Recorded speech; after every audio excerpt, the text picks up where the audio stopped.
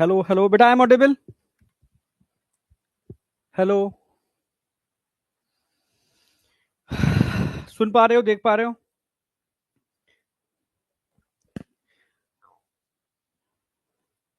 हाँ बेटा, सुन पा रहे हो? बेटा मैंने अभी टीम से बात की थी तो टाइम तो नहीं बढ़ा बढ़ा है इस क्लास का। जो टाइम है वही रहेगा बोल रहे हैं, ठीक है। तो आधा घंटा वो बता रहे हैं कि एक्सटेंडेड ऑटोमेटिकली रहता है, आधा घंटे बाद ऑटोमेटिकली डाउन होगा। तो कल की क्लास थोड़ी सी मैं 15-20 मिनट एक्सटेंड कराऊंगा, क्योंकि अ, एक दिन पहले बताना पड़ता है तब जाके क्लास एक्सटेंड होगी, ठीक है। तो आज का जो टाइम है, ठीक है, तो जो ऑफ होगा ना, जो टाइम हमारा होता है उससे आधा घंटा एडजस्ट हो जाएगा, यानी 2:15 तक। 2:15 से 3:30, 3:30 तक हमारी क्लास चलेगी, उसके बाद पता नहीं कब बंद हो जाए, ठीक है। तो 3:30 तक मैं कंटिन्यू रखता हूँ, ठीक है। बता दूं, टेक्निकल बहुत तगड़ा इशू हो गया था, लाइन शॉर्ट हो गई थी एक। तो इन्वर्टर सारा बाईपास करवाया है मैंने अभी जस्ट, ठीक है। तो थोड़ा टाइम लग गया उसमें। अब स्टार्ट करते हैं, चलो, है ना। तो आज लेक्चर आपका थर्ड है। मेल वाला पार्ट मैं एंड कर चुका हूं, आज फीमेल वाला पार्ट हम स्टार्ट करने वाले हैं। ओके, फीमेल वाला पार्ट हम स्टार्ट करने वाले हैं। थोड़ा सा क्लास स्टार्ट ऐसे हो जाए ना, थोड़ा सा मूड ऑफ हो जाता है बस। पर चलो खैर कोई नहीं, क्लास के स्टार्टिंग में कुछ ना कुछ ऐसा हो जाता है, ठीक है। हाँ हाँ, क्लास हो जाएगी, क्लास हमारी 1.5 पौने 2 घंटे की तो हो जाएगी, ठीक है। भाई 2 से 3, 3 से 3:30, ये तो हमारे पास टाइम पूरा पूरा है ना, 3:30 तक था। तो 1.5 घंटे के अंदर, ठीक है, हम जितना टारगेट करा सकते हैं उतना करा लेंगे, ठीक है। वैसे मेरा आज फॉलिक्यूलो जेनेसिस भी इसमें ऐड था, मैंने किया नहीं था। पर ये टारगेट तो आपका जरूर पूरा हो जाएगा लैक्टेशन तक का, ठीक है। एकदम फोकस करना, पूरा एकदम टारगेट के साथ। क्लियर है बिल्कुल?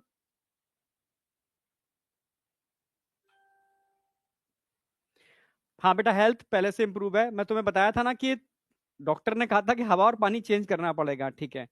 तो मैं एक आश्रम था ऋषिकेश में, ठीक है, जहाँ आप जैसे छोटे छोटे बच्चे, ठीक है, जो वहाँ पढ़ते हैं, तो उन्हीं के बीच में 2 दिन के लिए मैं गया था, 2-3 दिन के लिए, थोड़ा सा रीएक्टिवेट होने के लिए।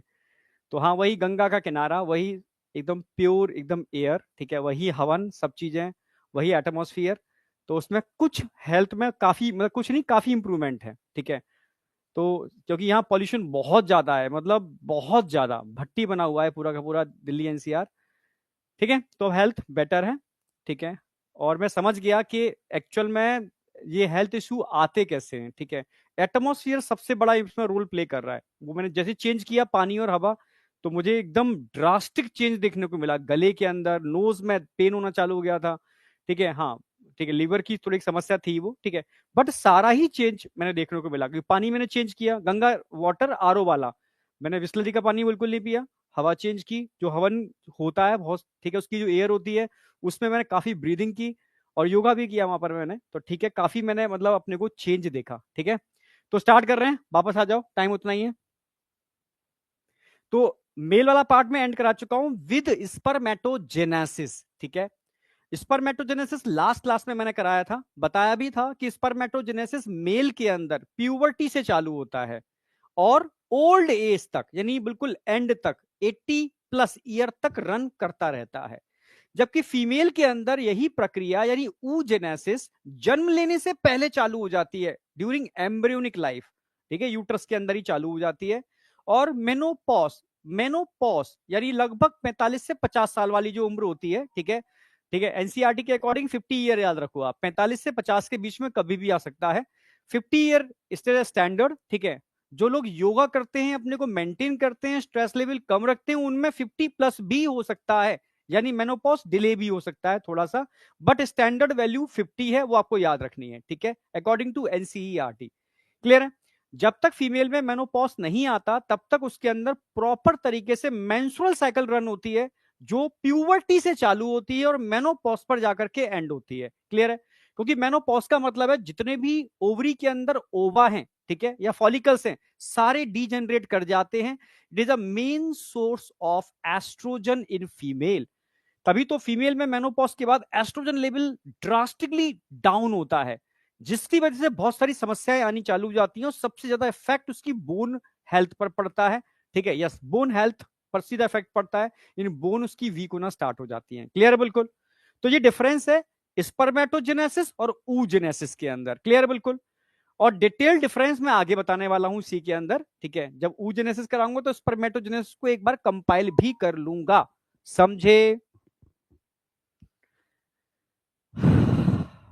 क्लियर है बिल्कुल? हाँ, अब मैं आगे की बात करता हूं, ठीक है। मैंने स्पर्मेटोजेनेसिस में बताया था कि जो फैलोपियन जो सेमिनिफरस ट्यूब्यूल्स होती है उनकी बेस पर, ठीक है, स्पर्मेटोगोनिया और सर्टोली सेल ऑलरेडी प्रेजेंट होते हैं। स्पर्मेटोगोनिया के अंदर जब प्यूबर्टी आती है, ठीक है, यदि परिपक्वता आती है, ठीक है, प्यूबर्टी वही 12 साल वाली उम्र लगभग, ठीक है, 12-13 साल वाली उम्र, तब ब्रेन से एक हार्मोन निकलता है, मैंने बताया भी था, पिट्यूटरी से, LH ल्यूटिनाइजिंग हार्मोन, जो उन सेल्स को बोलता है कि भाई समय आ गया, अब तुम तेजी से आगे मियोटिक डिवीजन में पार्टिसिपेट करो, ठीक है। उससे पहले माइटोसिस कर रहे थे, अपने को मेंटेन कर रहे थे, पर स्लो प्रोसेस चल रही थी।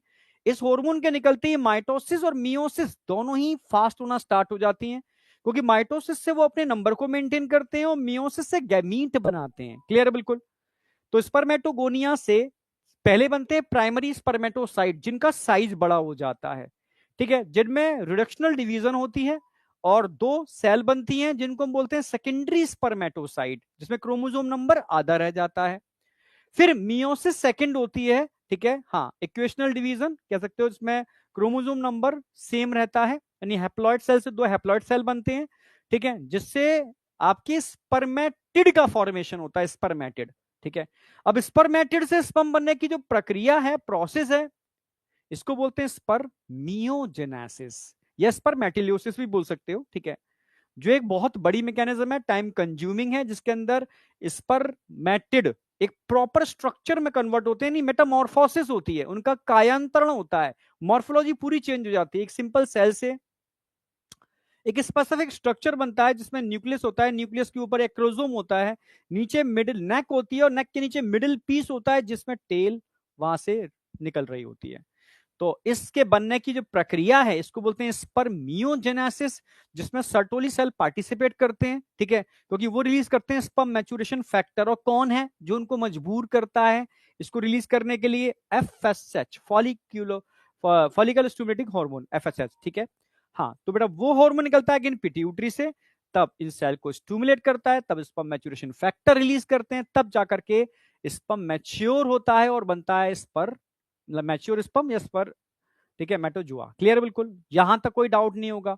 मैंने बताया भी था, ठीक है, कि कितनी मियोटिक डिवीजन की जरूरत होगी अगर 100 स्पर्म बनाने हैं? भाई 25 मियोटिक डिवीजन चाहिए, ठीक है, एक से दो बनते हैं और दूसरी वाली स्टेप के अंदर मियोसिस सेकंड के अंदर 4, यानी एक मियोसिस में 4 सेल बनते हैं, ठीक है।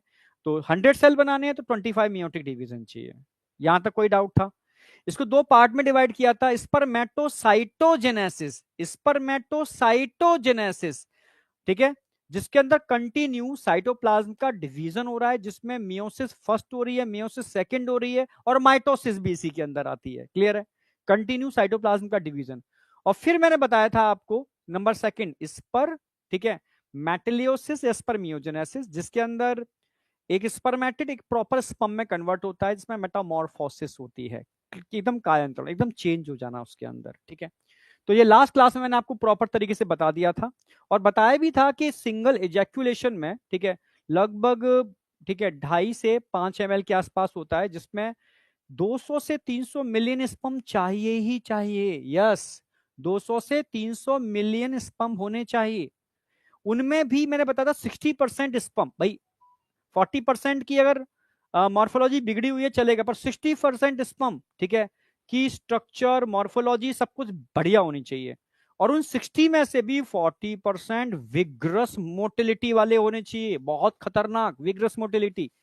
हाँ, इतना है तो ये नॉर्मल फर्टिलिटी के लिए कह सकते हो असेंशियल रिक्वायरमेंट है, इतना तो चाहिए, नहीं तो नॉर्मल फर्टिलिटी नहीं हो पाएगी। कभी कभी देखा होगा लोगों के अंदर स्पर्म तो निकल रहे हैं, सीमन निकल रहा है, पर फिर भी वो इनफर्टिलिटी के लिए रिस्पॉन्सिबल होते हैं, ठीक है, क्यों? क्योंकि स्पर्म काउंट कम हो जाता है। कभी कभी स्पर्म काउंट होते हुए भी इनफर्टिलिटी में काउंट हो जाता है, क्यों? क्योंकि उनके स्पर्म की जो 40% स्पर्म है, उनमें उनमें से 30% कह सकते हो, 20% स्पर्म, उसी में विग्रस मोटिलिटी है, तो वो भी इनकैपेबल होंगे ओवा को फर्टिलाइज करने के लिए। समझ रहे हो ना मेरी बात? हाँ।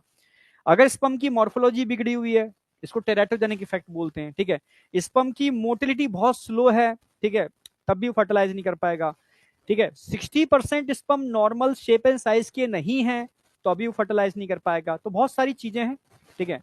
तो जो नॉर्मल नॉर्म्स हैं उसके हिसाब से 60% स्पर्म नॉर्मल होने चाहिए, उनमें भी 40% विग्रस मोटिलिटी शो करने वाले होने चाहिए, तब जाकर के एक्चुअल में वो ओवा को फर्टिलाइज करने के लिए कैपेबल होते हैं, ठीक है।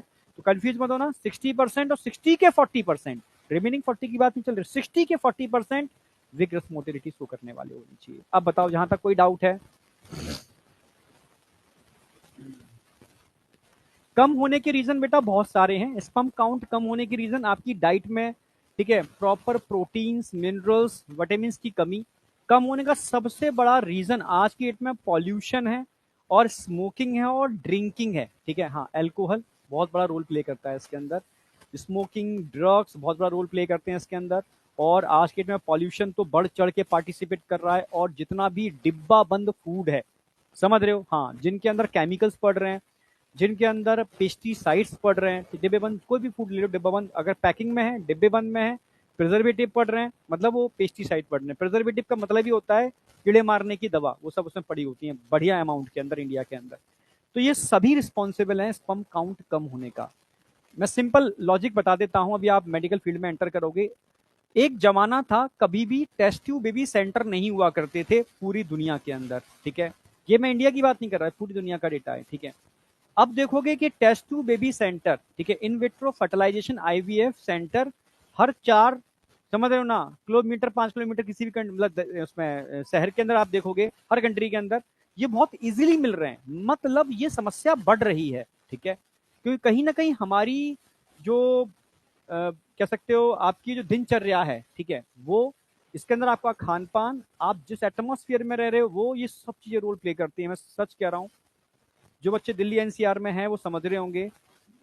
मुझे डॉक्टर ने कहा तो मुझे मतलब बिलीव नहीं आया, ठीक है, तो पर उसकी इच्छा के लिए, क्योंकि परेशान था, बहुत हैवी एंटीबायोटिक खा रहा था गले के लिए, तो जैसे मैं क्लास लेता उसके बाद स्वेलिंग और बढ़ जाती, ठीक है, क्योंकि मैं सुबह टहलता भी था बाहर, आपको पता ही है कि स्थिति क्या है, ठीक है, क्योंकि टहलूंगा नहीं तो और गड़बड़ हो जाएगा, ठीक है, क्योंकि लीवर के लिए टहलना बताया था उन्होंने। फिर जैसे ही मैंने दिल्ली एनसीआर की बॉर्डर क्रॉस किया और ऋषिकेश और ऊपर पहाड़ी क्षेत्र जो है शिवपुरी धाम, उधर उस एटमोसफियर में जैसे ही मैंने एंटर किया, ठीक है, मैं बिलीव नहीं करोगे, मेरे गले का जो पेन था ना साइड में, वो एकदम रिड्यूस हुआ पहले तो, ठीक है, बढ़िया अच्छा सही लगा मुझे। शाम तक मैंने वहां का जो सात्विक भोजन होता है ना, सिंपल सी, मतलब एक फुल्का और एक बिल्कुल बिना मसाले वाली सब्जी टाइप का कुछ था, ठीक है, हाँ, मिक्स वेज टाइप का, वो खाया मैंने सिंपल, ठीक है, तो मुझे बड़ा अच्छा सा लगा। वहां का पानी पिया मैंने, मतलब मोशन एकदम बढ़िया, सब कुछ एकदम चीजें बढ़िया, भूख बढ़ गई मेरी, ठीक है। तब मुझे मैंने फोन करके बोला डॉक्टर को, यार आपने सही कहा, ठीक है, हवा पानी चेंज होने से भी चीजें काफी मतलब ड्रास्टिक चेंज होते हैं। तो ये तुम्हें भी ये मौके मिलेंगे, ठीक है, जब तुम ट्रीट करोगे तो कभी कभी, सच कह रहे हैं, हवा पानी, ठीक है, ये मेडिसिन से बहुत ज्यादा इफेक्ट डालता है। यस, अगर आपको प्रॉपर एयर मिल रही है, फ्रेश एयर, आपको पानी अच्छा मिल रहा है, ठीक है, पानी तो बहुत बड़ा रोल प्ले करता है, इसके ऊपर तो बड़ी बड़ी रिसर्च हुई है, ठीक है, मैंने बताया भी था आपको, ठीक है। आप जो वाटर इनटेक कर रहे हो, उस वाटर की क्वालिटी क्या है, क्योंकि आपकी बॉडी 70% बॉडी वाटर से मिलकर बनी है, और वाटर, किस तरीके का वाटर आप इनटेक कर रहे हो, उससे आपकी बॉडी की बहुत सारी चीजें, यहां तक कि सोचने की क्षमता, उस पर डिसाइड करती है। इट इज अ रियलिटी, ठीक है, मैं मतलब बिल्कुल एक्सपेरिमेंटल वाली बात बोल रहा हूँ, सुनी हुई फालतू की बातें मैं बोल ही रहा हूँ, एग्जैक्ट सही बात है, ठीक है, ठीक है। इस चीज को मुझे फील करना था, वो फील करके भी मैंने देख लिया, ठीक है, एग्जैक्ट चीजें काम करती हैं, ठीक है। तो स्पर्मेटोजेनेसिस के अंदर कोई डाउट किसी को है? नहीं, ये बताओ मुझे। अब oogenesis में फीमेल स्ट्रक्चर की बात कराऊंगा। आज का टारगेट मैंने बता दिया, पूरा फीमेल स्ट्रक्चर, ठीक है, मेमरी ग्लैंड, ठीक है, और एक्सटर्नल जेनाइटेलिया जिसको वॉल्वा बोलते हैं, ठीक है, वो भी इसमें इंक्लूड करा दूंगा। और टाइम बच गया तो मेमरी ग्लैंड के संग लैक्टेशन में ऐड कर देता हूं, ठीक है। प्रोस्टाग्लैंडिन हार्मोन बेटा लोकल हार्मोन होते हैं प्रिंस बेटा, ठीक है, ये स्मूथ मसल्स में कॉन्ट्रैक्शन कराते हैं, ठीक है, चाहे वो यूट्रस के स्मूथ मसल्स हो, अभी कराऊंगा बर्थ के अंदर, या वजानल ट्रैक के अंदर जो स्मूथ मसल्स होते हैं उनमें हल्के कॉन्ट्रैक्शन के स्पर्म को मूवमेंट करने में हेल्प मिलेगी, ठीक है। जल्दी आऊंगा वाराणसी बेटा, ठीक है, भोलेनाथ बुलाएंगे तो जरूर आऊंगा, ठीक है, बिना उनके बुलावे के कोई जा नहीं सकता, ठीक है। All clear, thank you, done. तभी तो कह रहा हूँ फ्यूचर के अंदर बेटा जो गांव में रह रहे हैं ना, जिनको शुद्ध एयर यानी प्यूरिफाइड एयर और सही पानी मिल रहा है ना, वो सबसे ज्यादा रिच लोग होंगे, ठीक है, मैं सच कह रहा हूँ। ये ज्यादा नहीं, ज्यादा से ज्यादा 15-20 साल बाद देख लेना, ठीक है, ये चीज आने वाली है, ठीक है। पहले लोग कहते थे पानी बिकेगा, मुझे हंसी आती थी, ठीक है। कुछ समय बाद देखना हवा बिकेगी, ठीक है, यस। एयर आपको परचेज करने पड़ेगी अगर इस तरीके के रीजन में आपको रहना है, क्योंकि आप बाहर निकल ही नहीं पाओगे। मैं आया हूं तब से बिल्कुल पैक्ड हूं, मैं बाहर नहीं जा रहा बिल्कुल भी, क्योंकि मुझे पता अगर मैं बाहर गया, क्योंकि वहां प्यूरिफाइड एयर लेकर के आया हूं, यहाँ की एयर अगर मैंने बाहर की ले ली तुरंत इन्फेक्शन हो जाएगा, ठीक है। तो मैं एग्जैक्ट पैक्ड हूं, ठीक है। हाँ, धीरे धीरे इस एटमोस्फियर में अपने को, ठीक है, नहीं कहते हैं अडेप्ट करूंगा, देन अगेन आगे करूंगा। तो इट इज अ रियलिटी, ठीक है, ये रियलिटी है, समझना। चलो, अब बात आती है, जैसे मैंने आपको मेल में बताया था क्या क्या चीजें पढ़नी है, तो फीमेल में मैं लास्ट क्लास में बताया था आपको ओवरी पढ़नी है, ठीक है। ओवरी 1 पेयर होते हैं, डक्टस सिस्टम मेल के अंदर, रटी टेस्टिस याद आ गया होगा, rete testis, vasa, efferentia, epididymis and vas deferens. तो यहाँ क्या पढ़ना है, fallopian tube, uterus, cervix and vagina, ठीक है, ये वाले पार्ट कवर करने हैं। वहां पर एक्सटर्नल जेनाइटेलिया में हमने क्या पढ़ा था, ठीक है, स्क्रोटम और पेनिस। यहां हम एक्सटर्नल जेनाइटेलिया में क्या पढ़ने वाले हैं, इसको वॉल्वा बोलते हैं, मोन्स प्यूबिस, मेजोरा, माइनोरा, हाइमन और क्लाइटोरिस। वहां पर भी एसेसरी ग्लैंड्स थे, यहाँ पर भी एसेसरी ग्लैंड्स हैं। यहाँ पर मेमोरी ग्लैंड्स हैं, ठीक है, बस ध्यान रखना है, memory gland is not a gland, it is a secondary sexual character, ठीक है, कोई ग्लैंड नहीं है, ये हार्मोनल इन्फ्लुएंस से डेवलप होने वाला करेक्टर है। So it is a secondary sexual character, क्योंकि फीमेल के अंदर भी, ठीक है, स्टार्टिंग से नहीं होते ये, ठीक है। जब प्यूबर्टी आती है तो एस्ट्रोजन के इफेक्ट से, ठीक है, इनका डेवलपमेंट होता है। फिर जब उसके अंदर बेबी कंसीव करती है, ठीक है, तो प्रोजेस्टेरोन अपना इफेक्ट डालता है उसके डेवलपमेंट के लिए, ठीक है। और आगे जाकर के जो लैक्टोजेनिक हार्मोन है, ठीक है, प्रोलैक्टिन वगैरह, ये अगेन इफेक्ट डालते हैं, क्योंकि बच्चे को लैक्टेशन चाहिए, तो और उसके डेवलपमेंट के लिए, यानी हार्मोनल इन्फ्लुएंस से डेवलप होने वाला एक करेक्टर है मेमोरी ग्लैंड, इसको हम यहाँ पढ़ने वाले हैं, ठीक है। इसी में लैक्टेशन में ऐड कर दूंगा। अब आ जाओ, एनसीईआरटी का डायग्राम है, ठीक है, इसको प्रॉपर फुल पेज हॉरिजॉन्टल, आप वैसे हॉरिजॉन्टल दिखा देता हूं मैं आपको, एक पेपर पड़ा है मेरे पास, इस तरीके से हॉरिजॉन्टली करना है, ठीक है। एक बात बता दूं, अगर बाई चांस कोई फ्लक्चुएशन हो, ठीक है, क्योंकि अब मेरे पास इस समय इन्वर्टर कनेक्ट नहीं है इसके अंदर, विदाउट इन्वर्टर डायरेक्ट हम क्लास ले रहे हैं, ठीक है, तो फ्लक्चुएशन होने पर चीजें उड़ सकती हैं, ठीक है, तो लिखते जाना चीजें कुछ गड़बड़ ना हो इसलिए, ठीक है। फ्लक्चुएशन होता है मेरा बस आधा मिनट का ही है यहाँ पर, क्योंकि यहाँ पावर बैकअप है, पर फ्लक्चुएट होने पर चीजें चली जाती हैं सारी, ठीक है। स्टार्ट कर रहा हूं मैं, एकदम फोकस, ये एनसीईआरटी का ही डायग्राम है, मैं इसको पूरा एकदम एक्सप्लेन करूंगा, पूरा भर दूंगा इसको, ठीक है। तुम इसको ड्रॉ करके भी बना सकते हो, ठीक है, जैसे चाहो बना सकते हो, पर जितनी भी चीजें मैं इसमें लिखूंगा, हाँ बेटा, इस समय जो दिल्ली एनसीआर में रह रहा है और जो बोलता ज्यादा है, ठीक है, मतलब वोकल कॉर्ड का काम है, तो गले का इन्फेक्शन बड़ा कॉमन है उसके अंदर, बड़ा कॉमन है, ठीक है। हाँ, ठीक है, बिल्कुल। तो आपको या तो बाहर मत निकलो, ठीक है, घर में रहो, ठीक है। बाहर निकलोगे और बोलोगे साथ में ज्यादा, तो इन्फेक्शन होने की प्रोबेबिलिटी पूरी है, ठीक है। हाँ, एक वायरल भी चल रहा है, ठीक है, कॉम्बिनेशन बड़ा खतरनाक हो रहा है। एनसीईआरटी का डायग्राम मैं यूज कर रहा हूं, जिससे कि एनसीईआरटी डायग्राम बेस्ड जो क्वेश्चन बनेगा वो इससे भी सॉल्व हो जाएगा, क्योंकि इतनी ही लेवलिंग पर क्वेश्चन आएगा, इनको इरेज करेंगे वो। इसकी एक ट्रिक है, मैं क्यों एनसीईआरटी डायग्राम लेता हूं, इसके भी कारण है, जिससे कि तुम्हें यह समझ में आ जाए कि एनसीईआरटी में दिया क्या है, क्योंकि मैं अपना डायग्राम बनाऊंगा उसको पूरा भर दूंगा तो तुम क्वेश्चन गलत कर दोगे वाला। इसमें क्या होता है, यहाँ पर ए कर देंगे, A B C D E, इस तरीके से लिखते हैं ये लोग, ठीक है, क्वेश्चन बनाने के लिए पूछेंगे ये क्या है, तो इनको तभी आप एक्सप्लेन कर पाओगे जब आपने एनसीईआरटी के डायग्राम को दिमाग में छापा हो, ठीक है। हाँ, जब एनसीईआरटी के डायग्राम को आपने ब्रेन में सेट किया हो, तो आपको पता होगा ये फिम्ब्रे हैं, यहाँ पर ओवरी लिखा था, यहाँ पर, ठीक है, उन्होंने सर्विक्स लिखा था, ठीक है, सर्विकल कैनाल लिखा था, वजाइना लिखा था, तो आप समझ गए होगे। तो ये तब पॉसिबल है जब आप एनसीईआरटी के डायग्राम को अच्छे से फॉलो किए हो, ठीक है। तो जो डायग्राम मैं भी बनाऊंगा, डायग्राम एक डायग्राम आगे मैं भी बनाऊंगा, ठीक है, इसमें मैं उसकी पोजीशन दिखाऊंगा सारी की सारी, ठीक है, इसमें लिगामेंट दिखाऊंगा, ठीक है, बट एनसीईआरटी के डायग्राम को भी मैं एक्सप्लेन करूंगा, दोनों कॉम्बिनेशन बहुत जरूरी है। हाँ, गला खराब तो बेटा बड़ा कॉमन है, ठीक है। आप जो बच्चे दिल्ली एनसीआर में रह रहे हैं वो समझ जाएंगे इस चीज को, क्योंकि सभी इन चीजों से मतलब फेस कर रहे हैं, क्योंकि यहाँ जो लेवल है ना, ठीक है, पॉल्यूशन का वो 8 क्रॉस कर चुका है, गवर्नमेंट डेटा कुछ भी हो, ठीक है, 8 क्रॉस कर चुका है। यस, बहुत खतरनाक कंडीशन है, ठीक है। चलो, ठीक है, इसको भी बनाना है, उसको भी बनाना है, ठीक है। इसको मैं एनसीईआरटी को, एनसीईआरटी डायग्राम खुद ड्रॉ करोगे तो तुम्हारे दिमाग में चीजें सेट होंगी। अब मैं एक एक करके स्टार्ट करूंगा, यहां से स्टार्ट करूंगा, ठीक है। पूरा सिस्टम भाई, पहले फैलोपियन ट्यूब आती है, फिर आपका यूट्रस आता है, फिर सर्विकल कैनाल आती है, फिर वजाइना आती है। तो इस ट्रैक को इस तरीके से आप पढ़ना चालू करोगे। इसमें जो चीज मेंशन करूंगा पूरी एनसीईआरटी इस डायग्राम में मेंशन हो जाएगी। नीट के सारे क्वेश्चन मात्र इस स्लाइड से ही मिल जाएंगे आपको, ठीक है। कुछ को अलग एक्सप्लेन करने के लिए मैं अलग कर दूंगा, बट ये डायग्राम बहुत इंपॉर्टेंट है, ठीक है।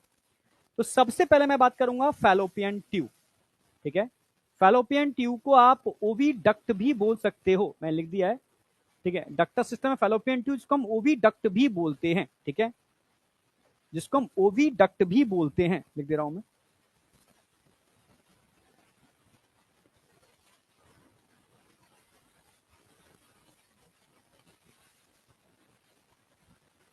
ओविडक्ट भी हम इसको बोल सकते हैं, ठीक है, मेंशन कर दिया मैंने। अगर फैलोपियन ट्यूब या ओविडक्ट की बात करता हूं, इसकी जो लंबाई होती है पूरी लेंथ लगभग 10 से 12 सेंटीमीटर के आसपास होती है। 10 टू 12 सेंटीमीटर इसकी लेंथ जो होगी, approximately 10 to 12 centimetre, 10 to 12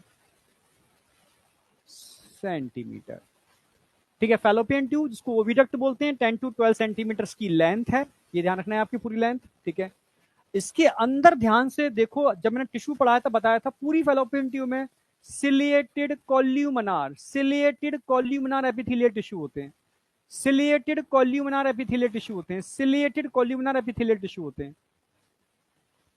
ciliated columnar epithelial tissue पूरी फैलोपियन ट्यूब में होते हैं। ये क्या करते हैं, सिलिएटेड कॉल्यूमिनार, ठीक है, सिंपल सिलिएटेड कॉल्यूमिनार। ये ओवा को आगे बढ़ने का मौका देते हैं, इन्हीं के मूवमेंट की वजह से ओवा आगे मूव करता है। तो उसमें जो टिश्यू होंगे कैसे होंगे, ciliated columnar epithelial tissue.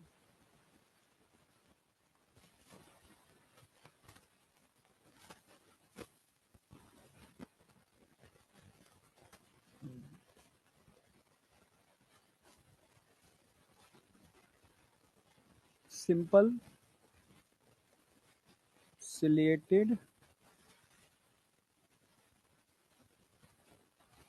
कॉल्यूमिनार epithelial tissue, simple ciliated columnar epithelial tissue होते हैं पूरी फैलोपियन ट्यूब में, समझे। हाँ बेटा, पूरी फैलोपियन ट्यूब के अंदर simple ciliated columnar epithelial tissue होते हैं। सिलिया के मूवमेंट की वजह से ओवा क्या करता है, आगे मूव करता है, ठीक है। हाँ, तो ये ध्यान रखना है। अब इसके पार्ट की बात करूं तो इसमें फिंगर लाइक प्रोजेक्शन दिख रहे होंगे, फिंगर लाइक प्रोजेक्शन, इनको क्या बोलते हैं, फिम्ब्रे, फिंगर लाइक होते हैं, ठीक है। इनका मेन काम क्या होता है, जब ओवा यहां से रिलीज होगा, ओवा बाहर आएगा ओवरी से, ओवा बाहर आएगा जब ओवरी से ओवा, ठीक है। तो इस ओवा को यहां पर एक होल होता है ऑस्टिया, इस ओवा को यहां से अंदर मूव कराना है, अंदर अंदर लेके जाना है। वो काम कौन करेगा, ये करेंगे फिम्ब्रे, ठीक है। कलेक्शन ऑफ ओवा, ओवा को कलेक्ट या कलेक्ट, ठीक है, ओवा को पकड़ने का काम करेंगे, कलेक्ट करने का काम करेंगे। तो ओवा को पकड़ेंगे कि भाई अंदर आ जा, बाहर मत जाना, ठीक है। तो इनकी पोजीशन क्या होती है, ध्यान रखना है। ये अगर मैं पूरी फैलोपियन ट्यूब की बात करूं तो इसमें आप इसको एंटीरियर पोस्टीरियर डिवाइड कर सकते हो। जो ओवरी के नजदीक वाला पार्ट है एंटीरियर, जो ओवरी के दूर वाला पार्ट है वो पोस्टीरियर, एंटीरियर पोस्टीरियर, समझ में आ गया होगा, ठीक है। या एंटीरियर को आप प्रोक्सिमल टर्म भी यूज कर सकते हो, उसको डिस्टल टर्म भी यूज कर सकते हो। प्रोक्सिमल का मतलब है पास, ठीक है, प्रोक्सिमिटी, ओवरी के पास वाला, डिस्टल ओवरी के दूर वाला, ठीक है। तो फिम्ब्रे का मेन काम क्या है, कलेक्शन,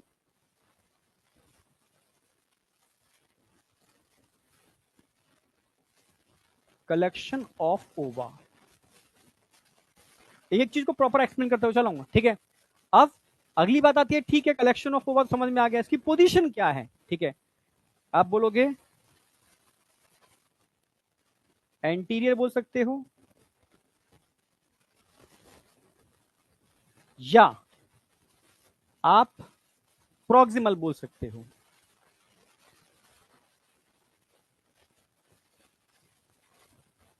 एंटीरियर बोल सकते हो या आप इसको प्रॉक्सिमल भी बोल सकते हो। कलेक्शन ऑफ ओवा, एंटीरियर या प्रॉक्सिमल।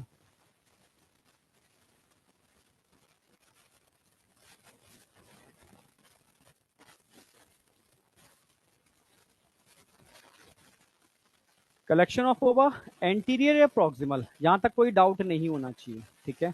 यहां तक कोई डाउट नहीं होना चाहिए, ये यहां से यहां पहुंचेगा आप, ठीक है। तो पहला पार्ट क्या होगा इसका, फिम्ब्रे।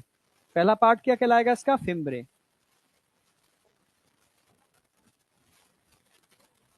कलेक्शन ऑफ ओवा का काम करेंगे, ठीक है। अब सबसे यहां पर पहला पार्ट जो आएगा किसका, फिम्ब्रे कहां मिलते हैं, इन फंडिबुलम। आगे वाला पार्ट क्या होता है, जो वाइडेस्ट पार्ट है, थोड़ा चौड़ा होता है, एम्पुला। और थोड़ा सा नैरो पार्ट जो होता है पीछे का पार्ट, वो होता है स्थमस। तो फैलोपियन ट्यूब को 3 पार्ट में डिवाइड किया है, इनफंडिबुलम, एम्पुला और स्थमस। इसमें इनफंडिबुलम के एंटीरियर एंड पर फिंगर लाइक प्रोजेक्शन होते हैं, जिनको फिम्ब्रे बोलते हैं। कलेक्शन ऑफ ओवा का काम करते हैं, एंटीरियर या प्रॉक्सिमल इसकी पोजीशन है। क्लियर, बिल्कुल, यहां तक कोई डाउट नहीं होना चाहिए आपको। अब बताती है ampulla. It is a widest part of fallopian tube, और ये वो जगह है जहां पर ओवा आके रुकता है। ओवा यहां पर आकर के रुक जाएगा, आगे नहीं जा पाएगा, क्योंकि आगे का पार्ट बहुत नैरो होता है, स्थमस का पार्ट नैरो होता है। तो रुकेगा और इंतजार करेगा स्पर्म का। जब स्पर्म आएंगे इसको फर्टिलाइज करेंगे, क्योंकि स्पर्म आएंगे जब इसको फर्टिलाइज करेंगे, आफ्टर फर्टिलाइजेशन इस फैलोपियन ट्यूब की मोटिलिटी पहले से ज्यादा हो जाती है और सिक्रेशन ज्यादा हो जाते हैं। जब मोटिलिटी सिक्रेशन होंगे फर्टिलाइजेशन के बाद, तो ये आसानी से आगे मूव कर पाएगा। हाँ, अगर फर्टिलाइजेशन नहीं होगा तो मोटिलिटी सिक्रेशन नहीं बढ़ेंगे, यानी आगे मूवमेंट नहीं होगा, यहीं पर ही ये डिजेनरेट कर जाएगा, ठीक है। तो ये एम्पुला क्या है, it is a site of fertilization. इसको हम क्या बोलेंगे, साइट ऑफ फर्टिलाइजेशन। इसको हम क्या बोलने वाले हैं, it is a site of fertilization. Site of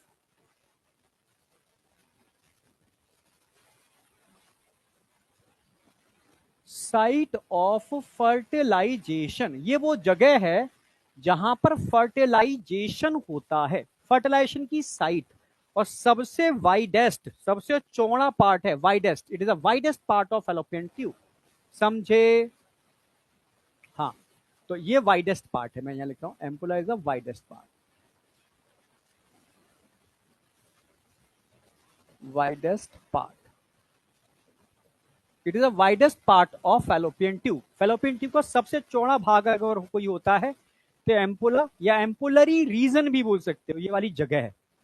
अब स्थमस की बात करता हूं, ये नैरो होती है, अटैच विद यूट्राइन वॉल, ठीक है। ये नैरो पार्ट है जो यूट्रस से अटैच होता है।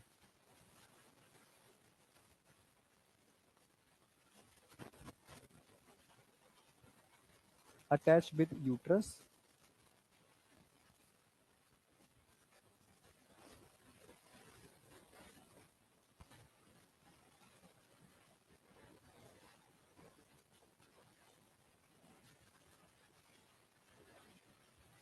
ये नैरो होता है, ठीक है। बहुत नैरो पार्ट है जो यूट्रस से अटैच होता है, समझे।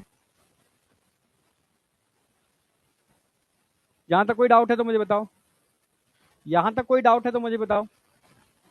फिम्ब्रे, कलेक्शन ऑफ ओवा, एंटीरियर या प्रॉक्सिमल इसकी पोजीशन हो गई, जबकि स्थमस की पोजीशन क्या होगी, पोस्टीरियर या डिस्टल।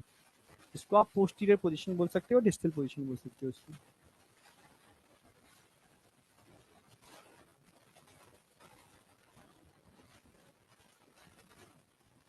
पोस्टीरियर पोजीशन है, ठीक है। नैरो होता है, पोस्टीरियर पोजीशन है, अटैच विद यूट्रस, यूट्रस से जुड़ा हुआ पार्ट होता है, ठीक है।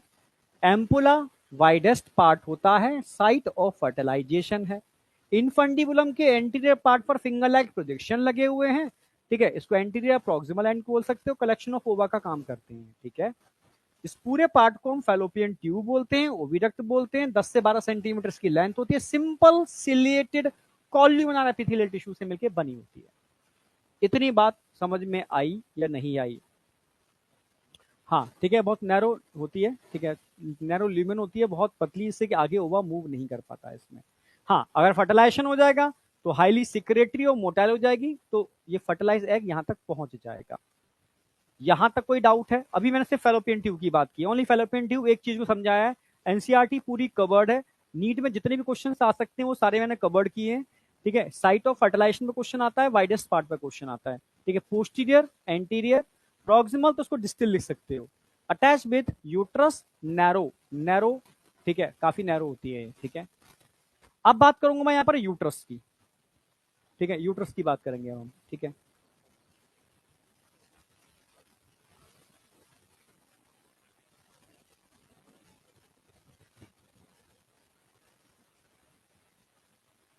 यूट्रस की बात करते हैं। ठीक है, सेम तरुण सर के संग भी हुआ था, बता रहे थे वो। ठीक है, जैसे ही वो वहां से गोरखपुर से लौटे, कि गोरखपुर का तो वहाँ अच्छा खेते थे चारों तरफ, बढ़िया है एकदम। ठीक है, लौटते ही जैसे ही वो दिल्ली एनसीआर में एंटर किए, ठीक है, हाँ, तो उसके बाद उनको इन्फेक्शन हो गया उसको पॉल्यूशन का। ठीक है, तो मैं समझ गया कि हाँ, मामला पॉल्यूशन का ही है, और सेम वही चीज जहाँ हुई जो लास्ट ईयर भी मेरे संग हुई थी, सेम इसी समय।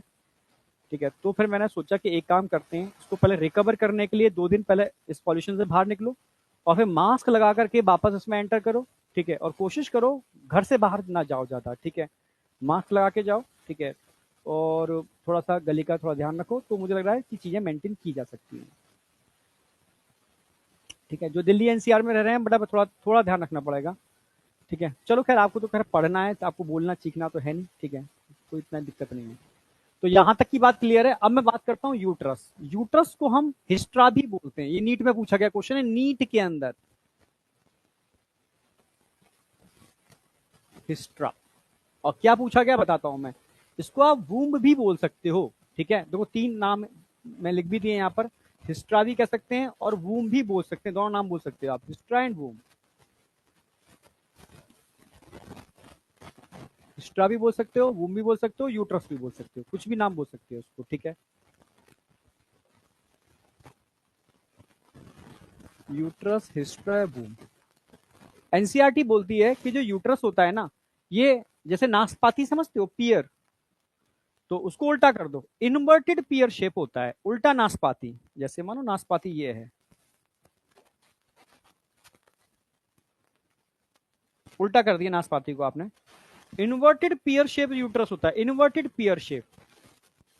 स्ट्रक्चर कैसा होगा इसका? Inverted pear shape.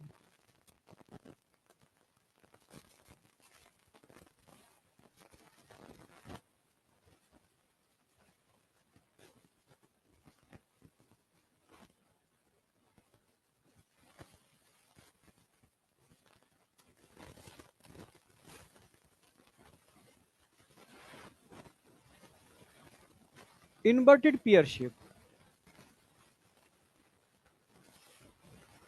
Hystera, uterus या वूम, इन्वर्टेड पियर शेप होता है, उल्टे नाशपाती जैसा। ठीक है, इसकी भी 3 लेयर होती हैं। ठीक है, 3 लेयर होंगी यहां पर। सबसे अंदर की लेयर होगी एंडोमेट्रियम, सबसे अंदर की। मिडिल वाली होगी मायोमेट्रियम, मिडिल वाली जिसमें स्मूथ मसल्स होते हैं, ये सब मायोमेट्रियम है, स्मूथ मसल्स होते हैं इसके अंदर। दिखा भी देता हूं, ये सबसे अंदर की है, ये मिडिल वाली है, ये बिल्कुल बाहर की लेयर है, सबसे आउटर लेयर है। सबसे आउटर लेयर होती है पेरीमेट्रियम। तो तीनों के बारे में ध्यान रखना है आपको, क्योंकि नीट में भी आता है और पूछा भी जाता है। तो मैं सबसे पहले एंडोमेट्रियम से स्टार्ट करूंगा। ठीक है, फिर मायोमेट्रियम, फिर पेरीमेट्रियम। ठीक है, तो सबसे पहले हम बात करेंगे एंडोमेट्रियम, यही याद करना है। ठीक है, wall of uterus.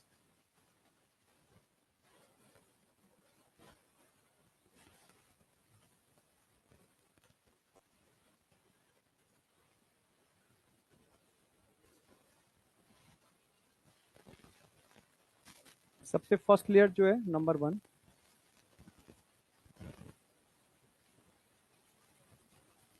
Inner layer.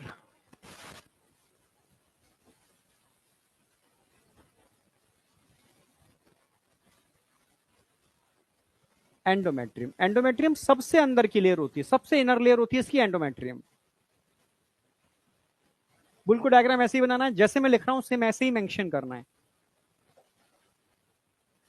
इससे एनसीईआरटी का डायग्राम विद फंक्शन आपको एकदम क्रिस्टल क्लियर हो जाएगा। ठीक है, तो यूट्रस के भी 3 पार्ट हो सकते हैं, मैंने बताया। सबसे ऊपर वाला पार्ट जो होता है फंडस होता है, उठा हुआ फंडस है, लेटरल साइड, ठीक है, और सबसे नीचे वाला इसको सर्विक्स बोलते हैं, नीचे वाले पार्ट को सर्विक्स, और बीच वाले पार्ट को आप बॉडी बोल सकते हो, बॉडी।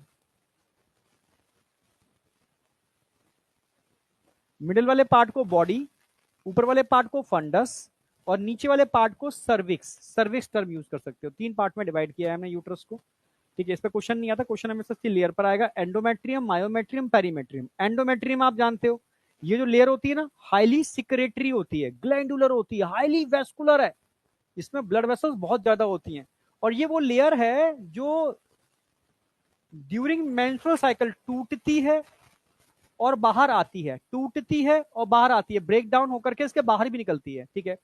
जब मेंस्ट्रुअल फेज आती है, ठीक है, तो इसी लेयर का ब्रेक डाउन होता है, देन अगेन रीजनरेशन होता है, समझ रहे हो। हाँ, साइक्लिक चेंजेस होते हैं इसके अंदर ड्यूरिंग मेंस्ट्रुअल साइकिल, ठीक है। कभी थिक होती है, फिर टूट के बाहर आती है, फिर थिन हो जाती है, फिर धीरे धीरे थिक होती है, फिर टूट के बाहर आती है, थिन हो जाती है, तो साइक्लिक चेंजेस देखने को मिलते हैं।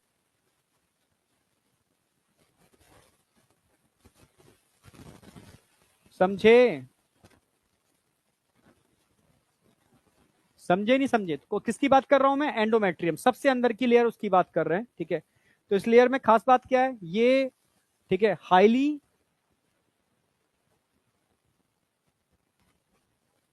हाईली ग्लैंडुलर है,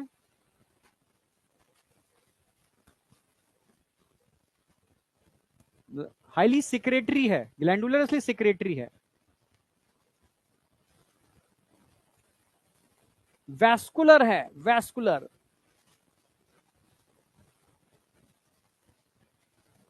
ठीक है। ग्लैंडुलर है, सिक्रेटरी है, वैस्कुलर है, आप समझ रहे हो, ग्लैंडुलर है, सिक्रेटरी है और वैस्कुलर है, ठीक है। और बताया था मैंने, जब मेंस्ट्रुअल साइकिल होती है तो यही लेयर टूट के, ठीक है, बाहर आती है, यही लेयर टूट के बाहर आती है, फिर रीजनरेट होती है। यानी ये लेयर क्या शो करती है? So cyclic change during menstrual cycle.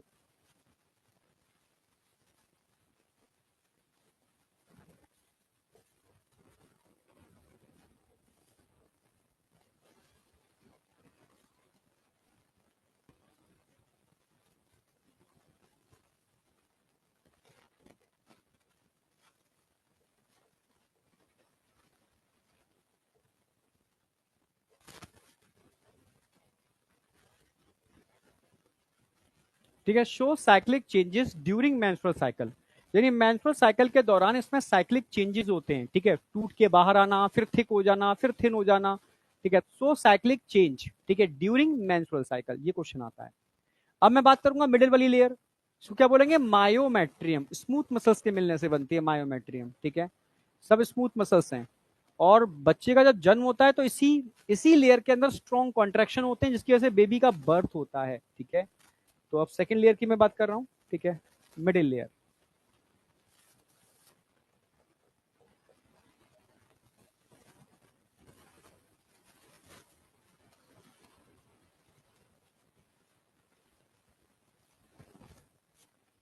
हम यहाँ बात कर रहे हैं मिडिल लेयर, ठीक है, मायोमेट्रियम। अगर मैं मिडिल लेयर की बात करता हूँ, मायोमेट्रियम की बात करता हूँ, तो मैंने क्या होता है, ये क्या है? आप बोलोगे स्मूथ मसल्स होते हैं, स्मूथ मसल्स होते हैं।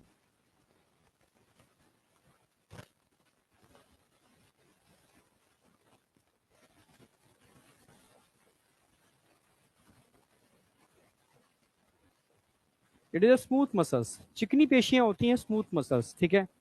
यस, मिडिल लेयर है, स्मूथ मसल्स होते हैं, इसी में स्ट्रॉन्ग कॉन्ट्रैक्शन होते हैं, strong contraction during during child birth, या ड्यूरिंग पार्चुरेशन भी बोल सकते हैं, उसको पार्चुरेशन बोलते हैं, ठीक है।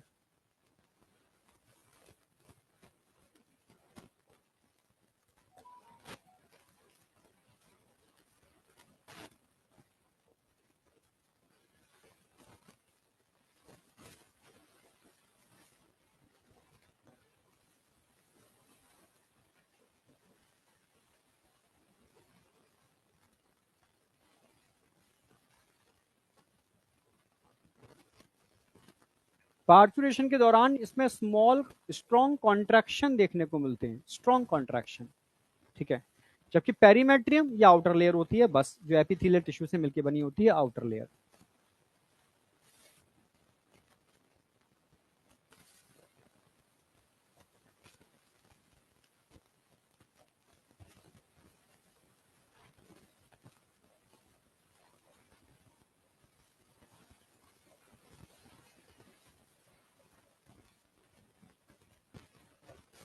एपिथेलियल टिश्यू के मिलने से बनती है, ठीक है, आउटर लेयर होती है। तो अभी सिर्फ मैंने दो बातें बताई हैं आपको। फैलोपियन ट्यूब 10 से 12 सेंटीमीटर की लेंथ है, internally ciliated columnar epithelial tissue से लाइंड होती है, ठीक है। इसमें जो आगे का पार्ट होता है, जो एंटीरियर है, प्रॉक्सिमल है, उसको हम इनफंडिबुलम बोलते हैं। मिडिल में वाइडेस्ट पार्ट है, उसको हम एम्पुला बोलते हैं। और जो यूट्रस से कनेक्टेड होता है, उस वाले पार्ट को हम स्पेशली टर्म यूज करते हैं बेटा इस्थमस, जो सबसे नैरोएस्ट और थिकेस्ट पार्ट होता है, ठीक है। हाँ, जो इनफंडिबुलम होता है उसके ऊपर फिंगर लाइक प्रोजेक्शंस होते हैं, जो एग ओवा को कलेक्ट करने का काम करते हैं, पकड़ने का काम करते हैं। क्लियर है बिल्कुल? हाँ, तो उसको फिम्बरे बोलते हैं। उसकी ओपनिंग होती है सेंटर में, ठीक है। इसको ऑस्टिया बोलते हैं। ऑस्टिया तो खेत को बोलते हैं, पता ही आपको, वहां से एंटर करता है ये, ठीक है। तो सबसे वाइडेस्ट पार्ट समझ में आ गया, ठीक है। सबसे नैरो पार्ट समझ में आ गया, ठीक है। जिसमें ampulla, it is a site of fertilisation, ampullary region भी कह सकते हो, ठीक है। और एस्थमस को हम पोस्टीरियर या डिस्टल पार्ट भी बोल सकते हैं। क्लियर है? यूट्रस इन्वर्टेड पियर शेप होता है, जिसको आप हिस्ट्रा या वूम भी बोल सकते हो। और नीट में आया हुआ था रिमूवल ऑफ यूट्रस को क्या बोलते हैं, तो जिसको पता था भाई रिमूवल को हम टॉमी बोलते हैं। अब यूट्रस को हिस्ट्रा भी बोलते हैं, तो हिस्ट्रेक्टॉमी ऑप्शन था। जिन बच्चों को पता था कि यूट्रस को हिस्ट्रा बोलते हैं, तो उन्होंने हिस्ट्रेक्टॉमी में टिक लगा दिया था। तभी तो मेरी मेरी कोशिश रहती है आपको टर्मिनोलॉजी आपकी स्ट्रॉन्ग कर दूं, ठीक है, जिससे कि क्वेश्चन इधर उधर भागने की भी कोशिश करें ना, आप पकड़ के ला करके उसको, समझ रहे हो ना? हाँ, तो आप हर क्वेश्चन को तोड़ पाओ अच्छे से, समझे? ट्यूबेक्टोमी कराने से मेंस्ट्रुअल साइकिल नहीं रुकती बेटा। मेंस्ट्रुअल साइकिल स्पर्मेटोजेनेसिस, समझ रहे हो ना मेरी बात? ये वैसेक्टोमी ट्यूबेक्टोमी के दौरान भी कंटिन्यू रहती हैं, ठीक है। बताऊंगा अभी इसके सेकंड चैप्टर के अंदर, टेंशन क्यों कर रहे हो, ठीक है। ट्यूबेक्टोमी वैसेक्टोमी से मेंस्ट्रुअल साइकिल या स्पर्मेटोजेनेसिस पर कोई इफेक्ट नहीं आता, ठीक है। चलो, अब ये वाली पार्ट भी क्लियर हो गई। अब हम बात करते हैं सर्विक्स। ये बहुत स्ट्रॉन्ग मसल्स होती हैं, स्मूथ मसल्स होती हैं, स्ट्रॉन्ग होती हैं, ठीक है। यही आगे जाके कैनाल बनाती हैं, इसको सर्विकल कैनाल बोलते हैं। अगर मैं सर्विकल कैनाल और वजनल कैनाल की बात करूं, तो यहां पर बेबी होगा, तो बेबी किससे बात पास करेगा जब निकलेगा बाहर? सर्विकल कैनाल और वजनल कैनाल। तो इन दोनों को मिला दिया जाए ना, तो एनसीईआरटी बोलती है इनको मिला दिया जाए, इन दोनों को जोड़ दिया जाए, तो हम बोलते हैं बर्थ कैनाल। इनको मिलाकर के कॉमनली हम क्या बोलते हैं? इसको बर्थ कैनाल।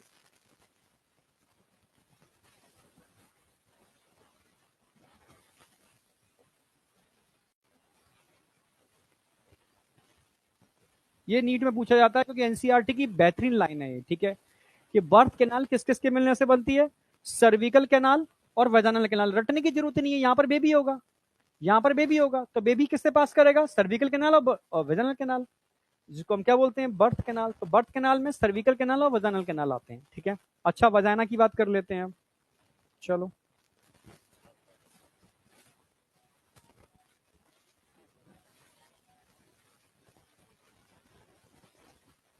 पूरा ही बना देता हूं।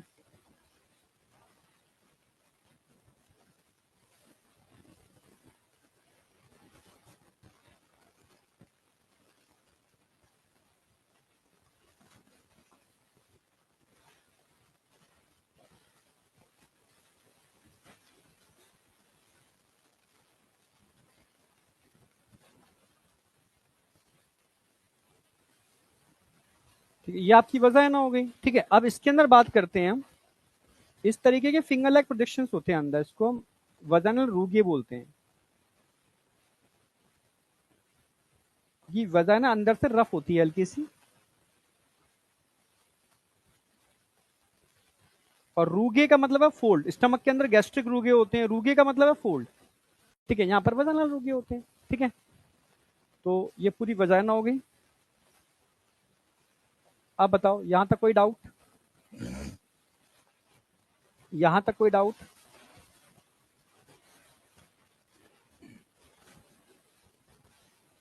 हाँ, बर्थ कैनाल। सर्विक्स बेटा ये है सर्विक्स, ये पूरा सर्विक्स है। मस्कुलर पार्ट दिख रहा है ना, मैं रेड कलर से बना रहा हूं।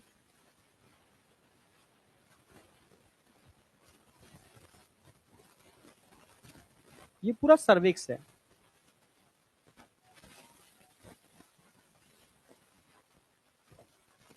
ये पूरा सर्विक्स है।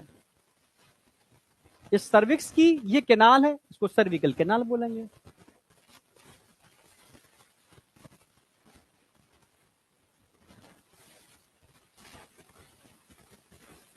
और समझ में आ रहा होगा, ये पूरा सर्विक्स है, यानी पूरा एक स्मूथ मसल्स होते हैं। बहुत जब बच्चा कंसीव होता है ना, उसमें यूट्रस में बहुत टाइटली बंद रहती है 9 मंथ तक, ठीक है। ये सर्विक्स है, ये सर्विकल कैनाल हो गई, वजाइना हो गई, ठीक है। सर्विक्स की बात करूं तो अप्रोक्सीमेटली 8 सेंटीमीटर के आसपास इसकी लेंथ होती है। हाँ, अप्रोक्सीमेटली 8 सेंटीमीटर के आसपास सर्विक्स की लेंथ होती है। हाँ बेटा, वजाइना का मीडियम एसिडिक होता है, ठीक है, क्योंकि लैक्टोबैसिलस की कुछ स्पीसीज होती हैं इसके अंदर, ठीक है, बता रहा हूँ मैं। वजाइना, ठीक है, इसकी लेंथ कितनी होगी?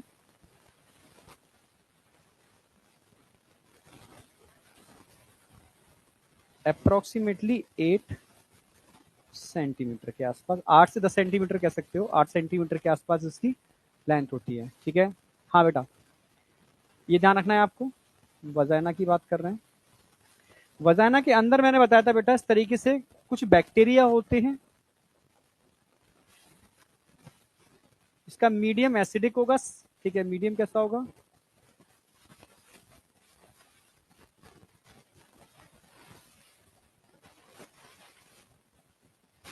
भाई क्यों होता है इसका मीडियम एसिडिक? पीएच 7 से कम होती है। कोई बता सकता है पीएच 7 से कम क्यों होती है? मतलब पीएच 7 से कम क्यों होती है?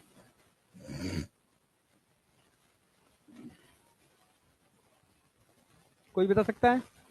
नहीं, मीडियम एसिडिक होगा, ध्यान रखना है, ठीक है।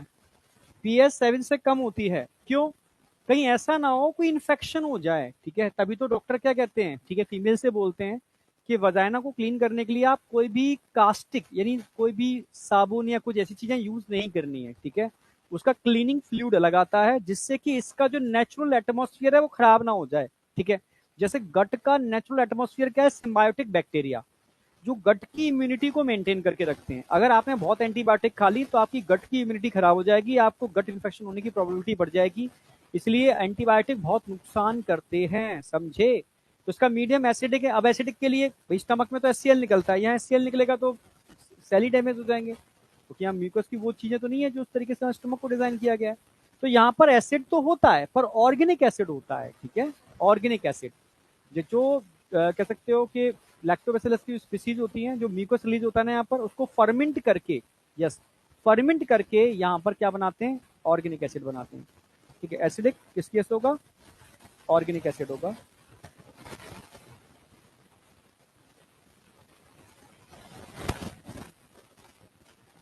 ठीक है,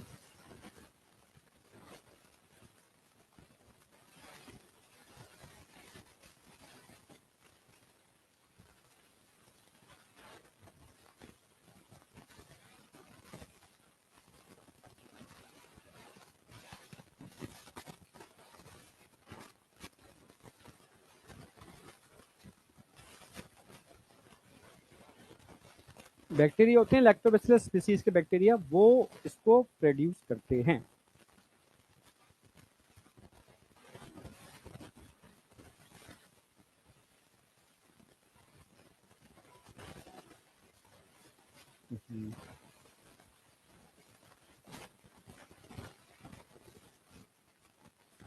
यहां तक कोई डाउट?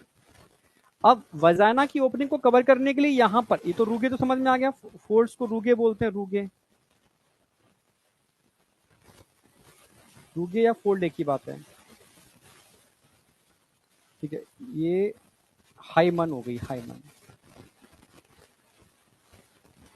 जो बच्चे बोर्ड के हैं ना, उनको हाइमन पर क्वेश्चन पूछा जाता है बोर्ड में, ध्यान रखना, ठीक है।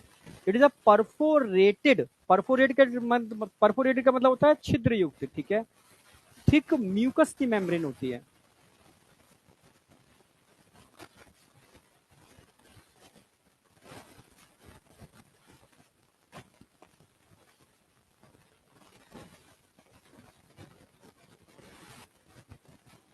थिक होती है, परफोरेटेड होती है, थिक होती है, वेस्कुलर होती है। मेम्ब्रेन लिख दे रहा हूं मैं। तभी तो इसके ब्रेक होने पर ब्लीडिंग होती है, क्योंकि ये थिक वेस्कुलर होती है, ठीक है। तो ये सारा कवर्ड है, पूरा कवर्ड है, कुछ छूटा नहीं है इसके अंदर, ठीक है। मीडियम वजाइना का एसिडिक होगा, ऑर्गेनिक एसिड होते हैं इसमें, ठीक है, लैक्टिक एसिड लाइक, ठीक है, जो लैक्टोबैसिलस बैक्टीरिया बनाता है इनको फर्मेंट करके। हाइमन एक परफोरेटेड मतलब छिद्र युक्त, ठीक है, थिक वेस्कुलर मेम्ब्रेन होती है। इस परफोरेटेड वाले पार्ट से चीजें डिस्चार्ज होती हैं, ठीक है, और बहुत स्मॉल होल होता है। हाँ, पर अगर कोई फीमेल किसी गेम में एक्टिवली पार्टिसिपेट करती है तो हाइमन ब्रेक हो सकती है, क्लियर बिल्कुल। लॉन्ग जंप करती है तो भी हाइमन ब्रेक हो सकती है, हॉर्स राइडिंग करती है तो भी हाइमन ब्रेक हो सकती है, रनिंग में डिफरेंट जो रनिंग होती है उन्हें पार्टिसिपेट करती है तो भी हाइमन ब्रेक हो सकती है। आज की डेट में डिफरेंट टाइप के मेंस्ट्रुअल डिस्चार्ज को मतलब रोकने के लिए या उसको एब्जॉर्ब करने के लिए, ठीक है, एक तो पैड्स आते ही हैं, ठीक है, इसके अलावा टेम्पोनम भी आते हैं, डिफरेंट टाइप के टेम्पोनम्स होते हैं, ठीक है, कैप्सूल लाइक स्ट्रक्चर होता है, ठीक है। तो फीमेल्स क्या करते हैं, उस कैप्सूल लाइक स्ट्रक्चर को यहाँ पर इम्प्लांट कर लेते हैं, क्योंकि जैसे कोई फीमेल किसी गेम में पार्टिसिपेट करती है, ठीक है, तो कह सकते हो कि स्विमिंग करती है, तो उस समय अभी नेशनल लेवल पर कोई खेलने गई है, तो इस प्रॉब्लम की वजह से वो गेम तो नहीं छोड़ सकती, तो टेक्नोलॉजी के वजह से टेम्पोनम बनाए गए। टेम्पोनम कैप्सूल लाइक स्ट्रक्चर होते हैं, उसको इम्प्लांट कर दिया जाता है अंदर, वो जितना भी डिस्चार्ज मटेरियल होता है ना उसको एब्जॉर्ब कर लेते हैं, ठीक है, हाँ, उसको हम एब्जॉर्ब कर लेते हैं, और एब्जॉर्ब करने पर उसको बाद में डिस्कार्ड कर दिया जाता है, इसको टेम्पोनम बोलते हैं। तो आजकल में फीमेल जो टेम्पोनम लगाती हैं उसकी वजह से भी हाइमन टॉर्न हो सकती है, ब्रेकडाउन हो सकता है उसका भी, ठीक है। तो बहुत सारी चीजें हैं जिसकी वजह से हाइमन का ब्रेकडाउन हो सकता है, ठीक है। तो ये मेरी समझ से कोई डाउट होगा नहीं, ये बोर्ड में पूछा जाता है और एनसीईआरटी में पूरा पैरा दे रखा है, तो मैंने सारी बातें कर दी हैं, ठीक है। इसलिए एनसीईआरटी बोलती है कि हाइमन का होना या ना होना, नॉर्मल केस में हाइमन कब ब्रेक होती है, जब कह सकते हो फर्स्ट इंटरकोर होता है पहली बार, ठीक है, जब पेनिस की एंट्री होती है तो हाइमन ब्रेक होता है। तो उस समय एक मिथ था कि यार ब्लीडिंग हो रही है फर्स्ट इंटरकोर में मतलब वो फीमेल वर्जिन है, और ब्लीडिंग नहीं हो रही है मतलब वर्जिन नहीं है। तब साइंस ने और एनसीईआरटी ने प्रूव कर दिया है कि हाइमन का होना या ना होना वर्जिनिटी को डिसाइड नहीं करता। आप समझ रहे हो ना मेरी बात? हाँ, तो कई लोगों में बड़ा मिथ है, ठीक है, तो मिथ मैं बता दूं क्लियर, इसका होना या ना होना वर्जिनिटी को डिसाइड नहीं करता। कई फीमेल में इंटरकोर के बाद भी हाइमन ब्रेक नहीं होती, ठीक है, और कई फीमेल में लॉन्ग जंप, रनिंग, टेम्पोनम इंसर्ट करने की वजह से बहुत सारे 50 कारण है, ठीक है, तो उसकी वजह से हाइमन ब्रेक हो जाती है, ठीक है, समझे? हाँ, अब फीमेल पूछती भी हैं कि फीमेल की वर्जिनिटी की बात करते हो सर, ठीक है, ऐसे मुझसे पूछा था बच्चों ने, ठीक है, तो मेल की वर्जिनिटी कैसे डिसाइड होगी? बिल्कुल सही बात है, ठीक है, तभी तो, ठीक है, मतलब जितना भी लिटरेचर है सब चीजें एनसीईआरटी है, ये कहती है कि एक्चुअल में वर्जिनिटी का कोई मतलब ये नहीं है कि ये है, ठीक है, डिपेंड करता है कि आपके संस्कार कैसे हैं, ठीक है, वो चीजें डिसाइड करते हैं, सिंपल सी बात है। यहां तक समझ में आया या नहीं आया? कोई डाउट है तो मुझे बताओ। हाँ, टेम्पोन्स बेटा, ठीक है, टेम्पोन्स का मतलब है ऐसे डिवाइस, मतलब कई तरह के डिवाइस होते हैं जिनको मेंस्ट्रुअल डिस्चार्ज को एब्जॉर्ब करने के लिए बनाया जाता है, उनको टेम्पोन बोलते हैं।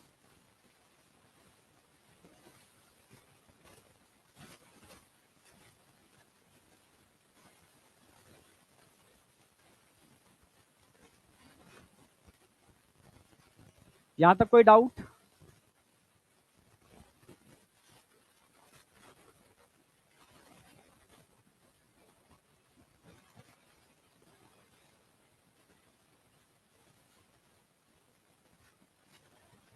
हाँ, अच्छा अच्छा, मैं देख प्रिंस, कई बच्चों ने लिखा है, मैंने बोला था बेटा एसिडिक मीडियम इसलिए होता है कि ऐसा ना हो कोई बैक्टीरियल इन्फेक्शन ना हो जाए, तो बैक्टीरिया एसिड की वजह से मारे जाते हैं, तो फीमेल ट्रैक को बचाया जाता है बैक्टीरियल इन्फेक्शन से, ठीक है।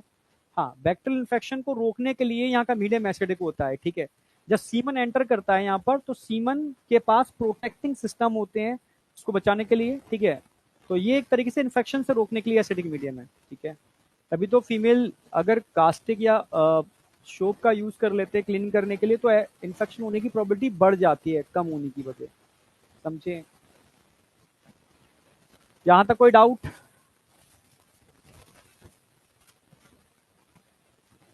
हाँ बेटा, प्योर ब्लड ही होता है, तो मैं समझा, तो मैं चलो अभी मेंस्ट्रुअल साइकिल कराऊंगा। जब यहाँ पर दो हाईली ब्लड वेसल्स हैं, कोई चीज टूटेगी तो ब्लीडिंग भी तो होगी यहाँ से, ठीक है, तो ब्लीडिंग होती है पर क्लॉटिंग हो जाती है अंदर। ब्लड जब ब्लीडिंग होती है तो नेचर का अपना कॉन्सेप्ट है बॉडी का, जहां पर भी ब्लड लॉस होगा वहां अपना क्लॉट भी कर देगा, तो ब्लड यहाँ पर क्लॉट हो जाता है।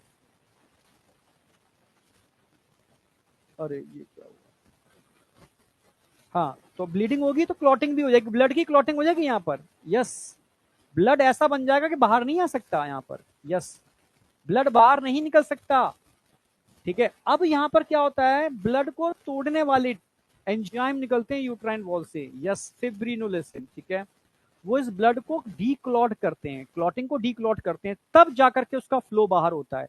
जो ब्लड बाहर आता है वो क्लॉट का डीक्लॉट करने के बाद बाहर आता है। नेचर का कंसेप्ट तुम समझ नहीं पाओ, नेचर ने क्या सोच के चीजें बनाई हैं। ठीक है, और अगर तुम किसी ऐसे इंसान से बात करोगे जिसको ब्रह्मांड की नॉलेज हो और वो डॉक्टर भी हो, ठीक है, तो वो मेंस्ट्रुअल साइकिल को ब्रह्मांड की डिफरेंट साइकिल से कोरिलेट करता है। ठीक है, क्योंकि वो कहता है कि मेंस्ट्रुअल साइकिल कोई साधारण साइकिल नहीं है, ये जीवन को जीवन दायिनी एक साइकिल है, एक चक्र है जो जीवन की उत्पत्ति करता है। ठीक है, नो डाउट बात सही है।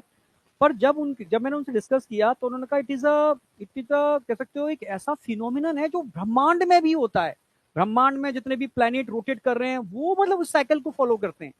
तो एक मतलब जब तुम अभी अभी तो तुम समझ ही नहीं सकते इन चीजों को। ठीक है, ये बहुत बहुत समझने की चीजें है, मतलब वही समझ सकता है जिसको हर चीज की नॉलेज हो, स्पिरिचुअल साइंस की नॉलेज हो, ठीक है, जिसको ब्रह्मांड की नॉलेज हो, जिसको डॉक्टर भी हो, बॉडी के डिफरेंट पार्ट की नॉलेज हो, डिफरेंट साइकिल्स की नॉलेज हो।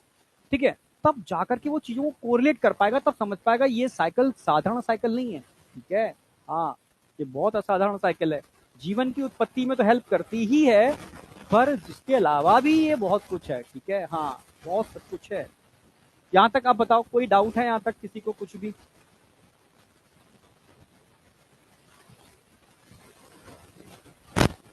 यहाँ तक कोई डाउट? टॉपिक से रिलेटेड बात करो बेटा।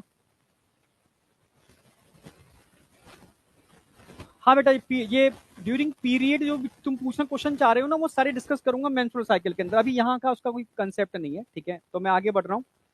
मतलब पीरियड से रिलेटेड जो भी क्वेश्चंस हैं बेटा, जिन बच्चों के भी हैं, ठीक है, वो मैं सारे वहां क्लियर कर दूंगा। ठीक है, कारण क्या है, नेचर ने पेन क्यों प्रोड्यूस किए, कॉन्ट्रैक्शन क्यों होते हैं, मतलब नेचर आपको प्रोटेक्ट भी करना चाहती है, तो वो सब चीजें एकदम जेन्युइन है, मैं समझाऊंगा आगे। ठीक है, स्ट्रक्चर वाली पार्ट क्लियर हो गया, सारी जितनी भी चीजें इन्फॉर्मेशन लिखी है सारी आपको पता होनी चाहिए। आगे बढ़ रहा हूँ। ये एनसीईआरटी की लाइन के 2 पॉइंट हैं। फीमेल एसेसरी डक्ट में 3 डक्ट आएंगे, ओविडक्ट, यूट्रस और वजाइना।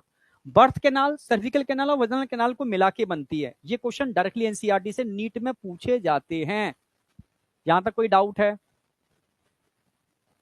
यहां तक कोई डाउट है? अगला टेस्ट आएगा, ठीक है, मेजर टेस्ट अगला है माइनर है? अगला मेजर है या माइनर है? No doubt.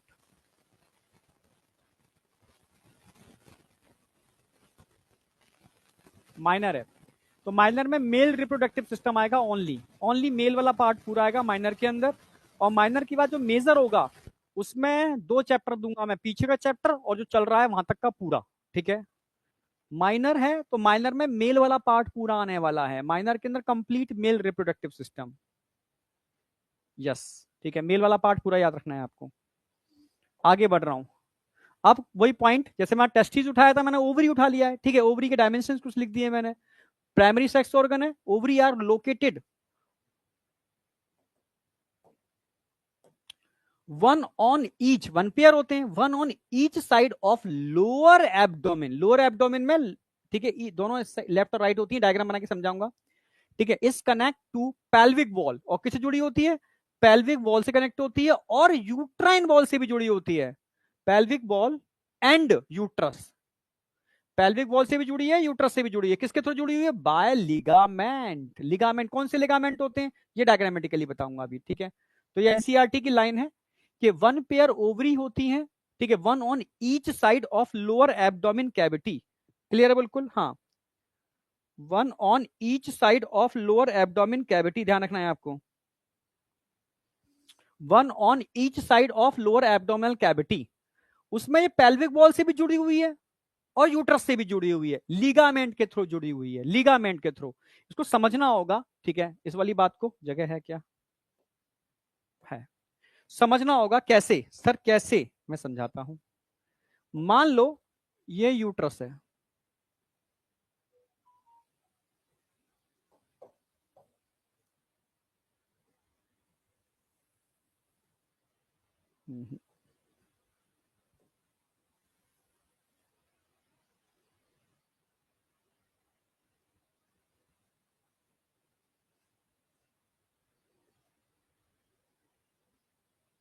ये फैलोपियन ट्यूब थी, यूट्रस है, ठीक है। और ये पूरी की पूरी अगर मैं यहां दिखाऊं तो ये पूरी की पूरी क्या है, यहां से यहां तक एब्डोमिनल कैविटी है।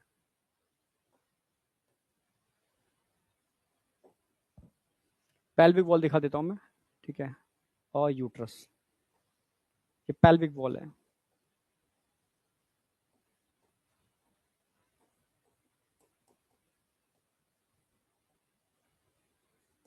ये यूट्राइन वॉल है।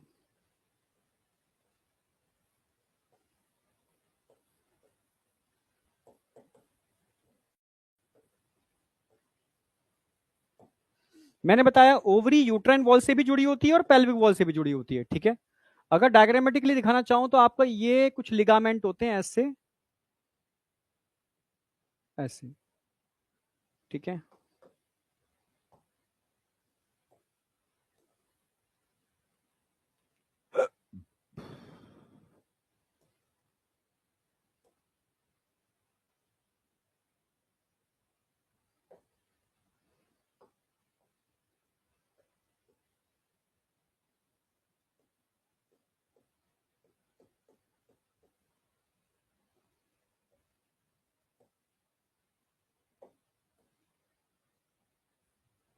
ये कुछ लिगामेंट है, कुछ लिगामेंट में इधर भी दिखा रहा हूं।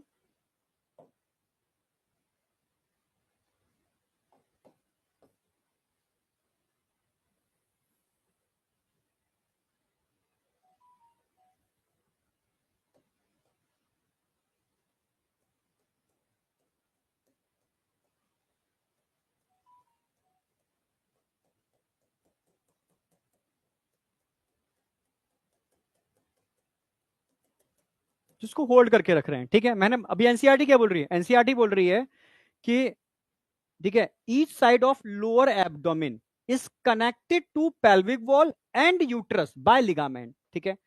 तो लिगामेंट की हेल्प से ये पेल्विक वॉल से भी जुड़ी हुई है और यूट्राइन वॉल से भी जुड़ी हुई है। किसकी हेल्प से, लिगामेंट की हेल्प से, ठीक है। अब ध्यान रखने लिगामेंट कौन से, थोड़ा सा एडिशनल एक पॉइंट में ऐड कर देता हूं क्योंकि लिगामेंट तो एनसीईआरटी बोल ही रही है, ठीक है। तो आप यहां बोल सकते हो, यहां पर ये कौन से लिगामेंट है, it is a suspensory ligament.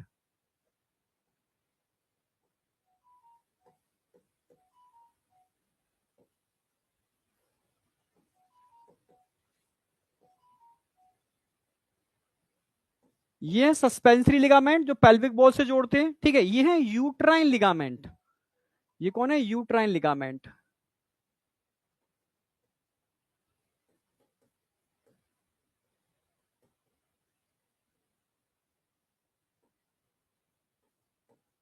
Uterine ligament और सस्पेंसरी लिगामेंट, ठीक है। यूट्राइन लिगामेंट और सस्पेंसरी लिगामेंट,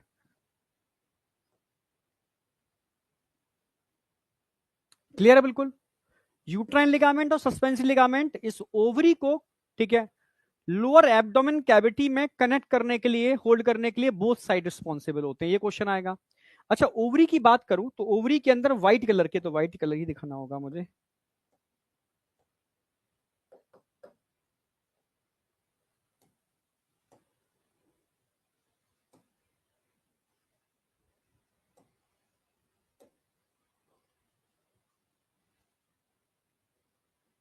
अब ठीक है, ओवरी में व्हाइट कलर की लेयर होती है, ठीक है। याद हो आपको, मैंने टेस्टिस में भी लेयर का नाम, एक लेयर का नाम लिखाया था, ट्यूनिका एल्ब्यूजिनिया। तो यहां पर भी ट्यूनिका एल्ब्यूजिनिया है और ट्यूनिका एल्ब्यूजिनिया के ऊपर यहां पर क्यूब शेप में सिंपल क्यूबॉइडल एपिथेलियल टिश्यू होते हैं, सिंपल क्यूबॉइडल एपिथेलियल टिश्यू। इसको आप जर्मिनल लेयर भी बोल सकते हो, जो आउटर साइड होती है। पहले के जमाने में लोग इसको जर्मिनल लेयर समझते थे, पर बाद में क्लियर हो गया कि जर्मिनल लेयर का कोई रोल ही नहीं है यहाँ पर, क्योंकि ओवा तो जन्म लेने से पहले ही बन जाते हैं जितने बनने हैं। उसके बाद तो पूरी जिंदगी वो डीजनरेट होते रहते हैं, उनका एट्रेसिया होता रहता है, डीजनरेशन ऑफ ओवा। स्पर्म जबकि बनते ही रहते हैं पूरी लाइफ, ठीक है। ये सिंपल क्यूबोइडल एपिथेलियल टिश्यू के मिलने से बनती है जर्मिनल लेयर आउटर।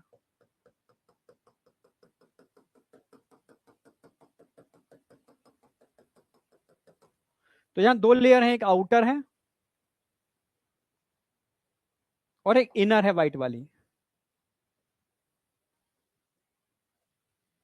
जो इनर व्हाइट वाली है ये है, आप बोल सकते हो ट्यूनिका एल्ब्यूजिनिया।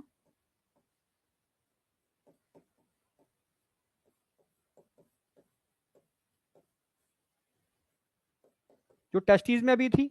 और जो आउटर लेयर है वो जर्मिनल लेयर है, जर्मिनल।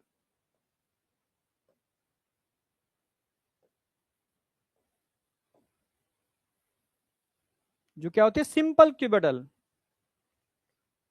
अच्छा ये भी लिख दूं कौन सी कहां होती है। ये तो है इनर, ये क्वेश्चन आएगा इनर। ये है आउटर।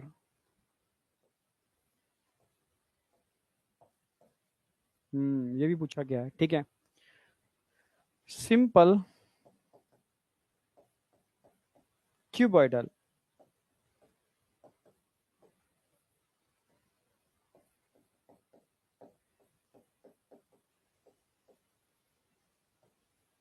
एपिथेलियल टिश्यू, ये क्या होगी वॉल ऑफ, ये क्या होगी वॉल हो गई।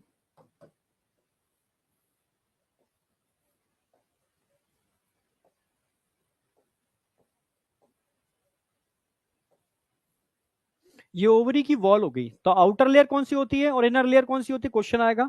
आउटर जर्मिनल लेयर होगी ओवरी की, ठीक है। लिगामेंट समझ में आ गए, वॉल ऑफ ओवरी समझ में आ गई। अब ओवरी के अंदर क्या भरा हुआ है, ओवरी के अंदर स्ट्रोमल टिश्यू होते हैं। ओवरी में क्या होते हैं स्ट्रोमल टिश्यू।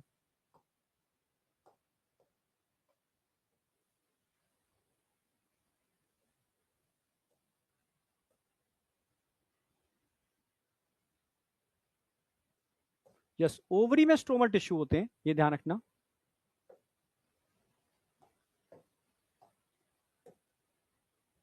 ये आउटर वाला पार्ट कॉर्टेक्स हो गया, अंदर वाला पार्ट ओहो ये कॉर्टेक्स है और अंदर क्या स्ट्रोमा, ये तो क्या कॉर्टेक्स।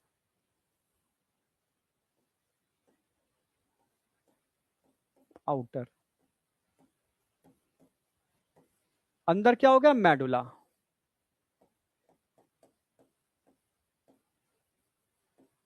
इनर, इन दोनों को मिलाकर के हम बोलते हैं स्ट्रोमल टिश्यू।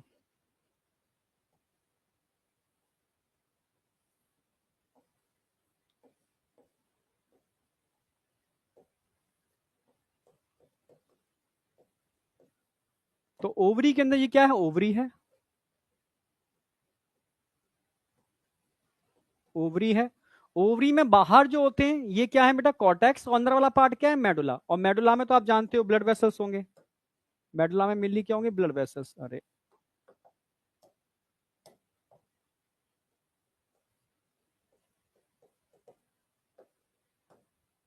आर्टरीज होंगी, वेन्स होंगी, लिम्फ वेसल्स होंगी, ठीक है। लिम्फ वेसल्स होंगी, यहाँ पर ब्लड वेसल्स होते हैं, आर्टरी लिम्फ वेसल्स होते हैं, आर्टरी वेन होते हैं, ठीक है मेडुला के अंदर। और बाहर वाले कॉर्टेक्स के अंदर आप जानते हो different stages of follicles, follicular stages होती है, फॉलिकुलर स्टेजेस होती हैं, फॉलिकुलर स्टेजेस होती हैं, फॉलिकल्स होते हैं, primary follicle, secondary follicle, tertiary follicle, जो पढ़ाऊंगा मैं आपको, ठीक है कॉर्टेक्स वाले पार्ट के अंदर। तो यहां से यहां तक पूरा कॉर्टेक्स है, यहां से यहां तक पूरा कॉर्टेक्स है, और अंदर वाला पार्ट मेडुला है। तो ये कंप्लीट इंफॉर्मेशन आ गई। सबसे पहले आ गया कि ओवरी को कनेक्ट करने के लिए यहाँ लिगामेंट होते हैं, कौन से लिगामेंट होते हैं, कौन से लिगामेंट किससे कनेक्ट करते हैं, क्लियर है। वॉल की बात करता हूं तो भाई यहाँ पर एल्ब्यूजिनिया होते हैं, पर इनर साइड में होते हैं। आउटर जर्मिनल लेयर होती है जो जर्म सेल बनाने में पार्टिसिपेट नहीं करती, क्लियर है बिल्कुल। जर्मिनल लेयर जर्म सेल बनाने में पार्टिसिपेट नहीं करती, सिंपल क्यूबिटल एपिथेलियल टिश्यू के मिलने से बनती है, ठीक है।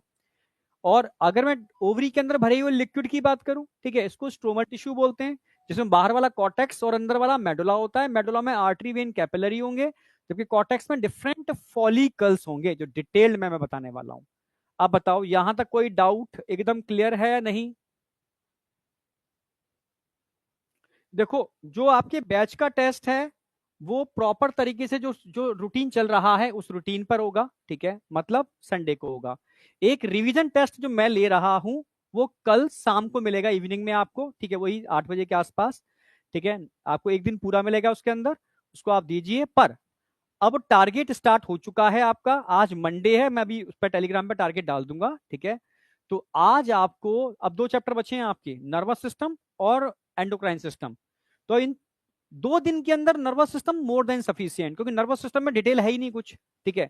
एक सिंपल कंडक्शन मैकेनिज्म है और न्यूरॉन का स्ट्रक्चर है, ठीक है, और साथ के अंदर आपको ब्रेन का स्ट्रक्चर, और 3 पार्ट में डिवाइड कर दो। आज छोटा सा टारगेट रखो, structure of neuron, nervous tissue पूरा। कल का टारगेट रखोगे आप कंडक्शन की पूरी मैकेनिज्म, और परसों का टारगेट रखोगे ओनली ब्रेन। बस 3 दिन के अंदर, यानी वेटनेसडे तक आपका ये चैप्टर कवर हो जाना चाहिए। मतलब बहुत छोटा छोटा टारगेट दे रहा हूं मैं आपको, ठीक है, बहुत बड़ा टारगेट नहीं है, इतना करना ही है आपको, जिससे कि लास्ट के जो 3 दिन मिलेंगे आपको, ठीक है, हाँ, उन 3 दिन के अंदर आप एंडोक्राइन बहुत अच्छी तरीके से कर लोगे, बहुत अच्छी तरीके से, ठीक है।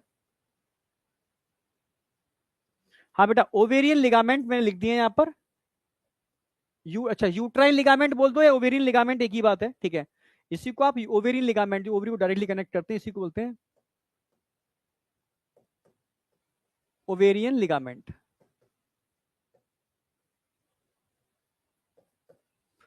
ठीक है। ओवेरियन लिगामेंट इन्हीं को बोलते हैं। सस्पेंसरी लिगामेंट अलग होते हैं, सस्पेंसरी लिगामेंट अलग होते हैं।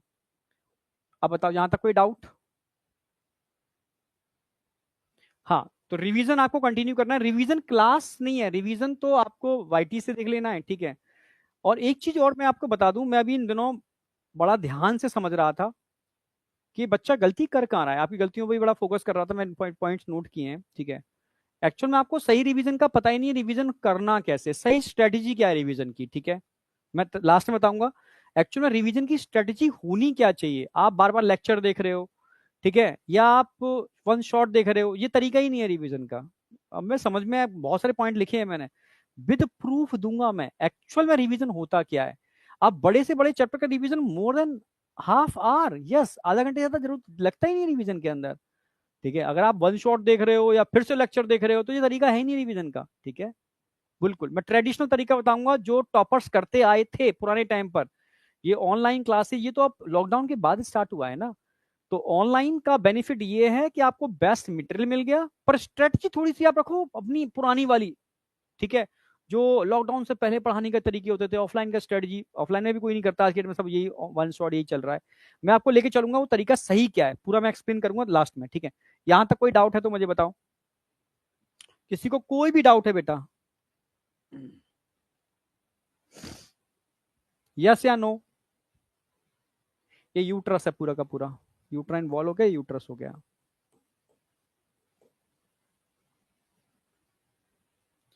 आगे बढ़ रहा हूं। अच्छा, ये एनसीईआरटी में ओवरी का डायग्राम दे रखा है, इसको मैं वैसे आगे लास्ट में समझाऊंगा, ठीक है। कि अभी वैसे बता तो दिया मैंने आपको, वैसे हिंट तो दे दिया मैंने। अंदर आर्टरी वेन कैपिलरी होते हैं, यहाँ पर डिफरेंट स्टेज ऑफ फॉलिकल्स होते हैं, ठीक है। तो एनसीईआरटी ने भी दे रखा है कि ब्लड वेसल्स, आर्टरी वेन हो गए, लिम्फ वेसल्स भी होंगे, ये primary follicle, secondary follicle, tertiary follicle, graphene follicle, ओवा बाहर निकल गया, ठीक है। कॉर्पस ल्यूटियम, ये क्या है, ये पूरा मैं आपको फॉलिक्यूलोजेनेसिस में समझाने वाला हूं, ठीक है। बस एनसीईआरटी का डायग्राम था, मैंने यहाँ पर मेंशन कर दिया है। आगे बढ़ रहे हैं, चलो, ये कंप्लीट हो गई आपकी ओवरी, ठीक है।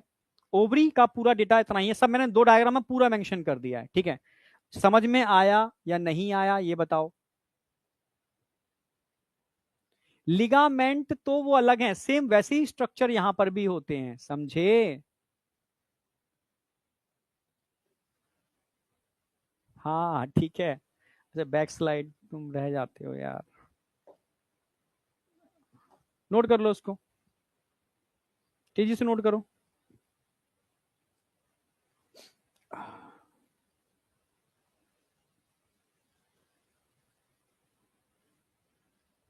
तेजी से नोट करो।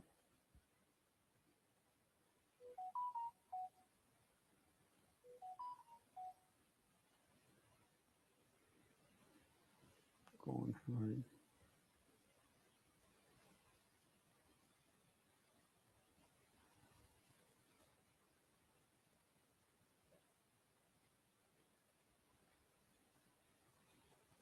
चलो, क्लास मेरी थर्सडे तक रहेगी, ध्यान रखना, ठीक है। हाँ, मंडे ट्यूसडे वेडनेसडे थर्सडे। हो गया, चलो नेक्स्ट। अब बात आती है, ये बहुत इंपॉर्टेंट है, नीट में बहुत पूछा जाता है, external genitalia vulva, very very very important. इसको मैं पूरा समझाने वाला हूं डायग्रामेटिकली। एक डायग्राम ड्रॉ करना है सभी को, ठीक है। हम्म, हम्म, हम्म।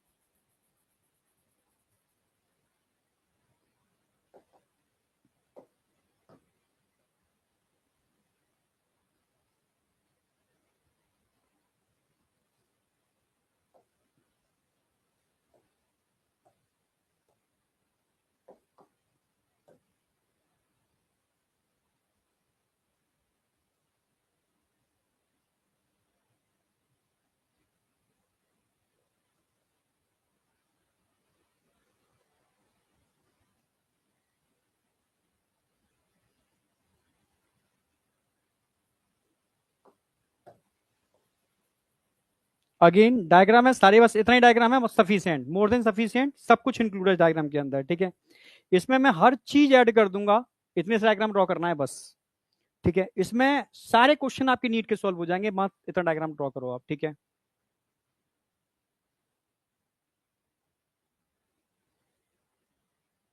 नोट करो, थर्सडे को मेरी क्लास रहेगी, शायद तरुण सर की नहीं रहेगी, क्योंकि तरुण सर शायद सर्विस सर की जगह कुछ एक्स्ट्रा क्लास लेंगे वो, ठीक है। हाँ, तो फिर उधर मैं उनकी क्लास में ले लूंगा, ठीक है। हाँ, क्योंकि बॉटनी की आगे बहुत सारी क्लासेस हो जाएंगी, ठीक है। तो थोड़ा सा स्टेबल भी रहेगा, तो वो सर्विस सर की क्लास ले ही रहे हैं, वो उनकी जगह एक आध क्लास वो लेंगे, एक मैं थर्सडे को मैं ले लूंगा।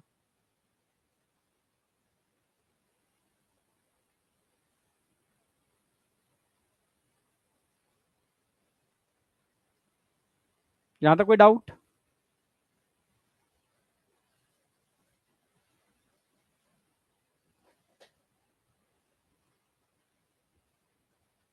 अच्छा, एसी सर ले रहे हैं, अच्छा, ओके। मेरी क्लास सबसे कम मिलेंगी आपको, सबसे कम, ठीक है। और सिलेबस भी मेरा सही सलामत आपको रन करता हुआ मिलेगा, टेंशन मिल रहा, कूल होकर करो, ठीक है। एसी भी सर कह दूंगा, बच्चों को परेशान ना करें, ठीक है। कूल होके कराएं, आराम आराम से, जितना वो डाइजेस्ट कर पाए। हम्म, चलो, ठीक है। पर थोड़ी सी लोगों को मेहनत करनी भी होती है, जैसे दिसंबर आता है ना, तो मतलब दिवाली के बाद बच्चा मेहनत करना चालू कर देता है, ठीक है। थोड़ा सा मतलब वो, मतलब उसमें तब तक वो रम जाता है। कहीं कभी कहीं भी देख लेना, दिवाली के बाद थोड़ा टीचर भी थोड़ा सा प्रेशर डालता है। जो मैं जूलॉजी तुम्हें एक जैसी मिलेगी पहले और बाद में, ठीक है, कूल मस्ती से लास्ट तक ऐसी तुम्हें रहेगी, उसमें कोई टेंशन नहीं आना। बट हाँ, कुछ सब्जेक्टों पर थोड़ा सा बच्चे को मेहनत करनी पड़ती है, इसलिए मैं अपने सब्जेक्ट को थोड़ा सा मैं कर लेता हूँ। तो मैं पूरा टाइम देता हूँ कि तुम फिजिक्स को थोड़ा ज्यादा ध्यान दो, बस यही करना है आपको, ठीक है। ठीक है, टाइम ज्यादा दो फिजिक्स को, बस सिंपल सी बात है, ठीक है। अब आज थोड़ा यहाँ आओ, मैं जो बताना चाह रहा हूँ आपको, तो ये सारे एक्सटर्नल जेनाइटेलिया हैं जो मैं बात करने वाला हूं, ठीक है। एक्सटर्नल जेनाइटेलिया में क्या क्या आएगा? पहला आएगा मोन्स प्यूबिस, ठीक है। दूसरा लेबिया मेजोरा। अब ये चीजें एनसीईआरटी से हटकी हैं, तो मैंने पहले लिख दी थी, तो मैं लिख दिया है। होमोलोगस, अब तो मैं ये नहीं पढ़ना, सिर्फ क्लाइटोरिस का होमोलोगस पढ़ना है, और किसी का होमोलोगस नहीं पढ़ना। इसको मैं हटा दे रहा हूँ, क्योंकि वो नॉलेज तुम्हारे दिमाग में डालूंगा ही नहीं, जो अभी नीट के लिए कोई जरूरी नहीं है, ठीक है। हाँ, वेस्टिब्यूल का भी नहीं जरूरत है, ये वाला पार्ट हम हटा देते हैं। बस अब ये एनसीईआरटी का पार्ट पूरा कंप्लीट है। तो mons pubis, labia majora, labia minora, minora, clitoris जो होमोलोगस होता है, ठीक है, ग्लैंस पेनिस के दे रखा है, हाइमन इफ स्टिल प्रेजेंट, किसी में हाइमन नहीं होती, किसी में होती है, पर it is a part of external genitalia. Vestibule, अब वेस्टिब्यूल के अंदर क्या क्या आता है? वेस्टिब्यूल में वजानल ओरिफाई आती है, ठीक है, एक्सटर्नल यूरेथ्रल ओरिफाई आती है, ओरिफाई का मतलब होता है ओपनिंग, ठीक है, और opening of duct of vestibular glands, और ग्लैंड की ओपनिंग भी यहीं पर ही होती है जो मैं आपको कराने वाला हूं, ठीक है। तो एक एक करके बात करते हैं। मेजोरा का पहले, मोन्स प्यूबिस कहां होगा, मेजोरा कहां होगा, माइनोरा कहां होगा, ठीक है। तो डायग्राम के अंदर एक एक चीज मैं मेंशन कर रहा हूं, ठीक है, समझना है यहां पर।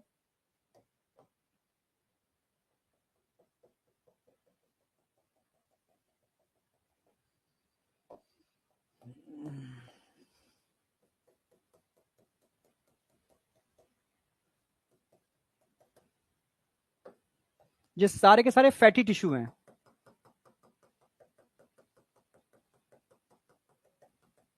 ठीक है, it is a mons pubis.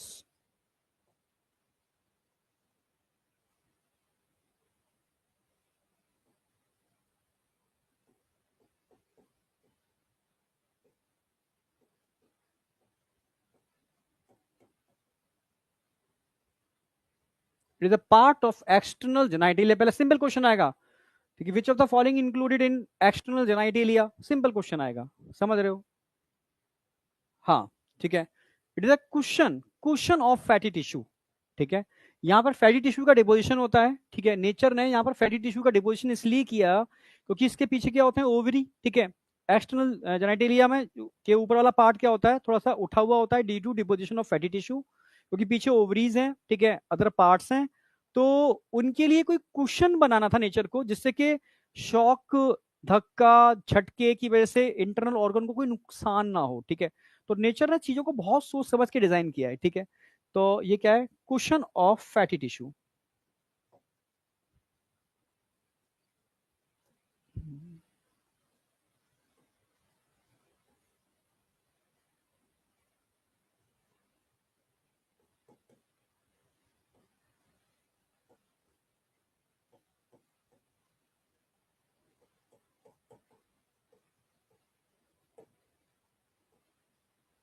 With hair, ठीक है, cushion, cushion of fatty tissue, मतलब फैटी टिश्यू का डिपोजिशन है तो शॉक एब्जॉर्बिंग का काम करते हैं, और हेयर यहां प्रेजेंट होते हैं, ठीक है, हेयर यहां प्रेजेंट होते हैं, ठीक है। तो ये ध्यान रखना है, इसको मोन्स प्यूबिस बोलते हैं, ठीक है। अब मोन्स प्यूबिस के नीचे दो इस तरीके से स्ट्रक्चर होते हैं, एक होता है मेजोरा, ठीक है, fleshy fold of fatty tissue, तो ये तो है मेजोरा, मैं लिख देता हूं, और एक है माइनोरा, एक है लिबिया मेजोरा,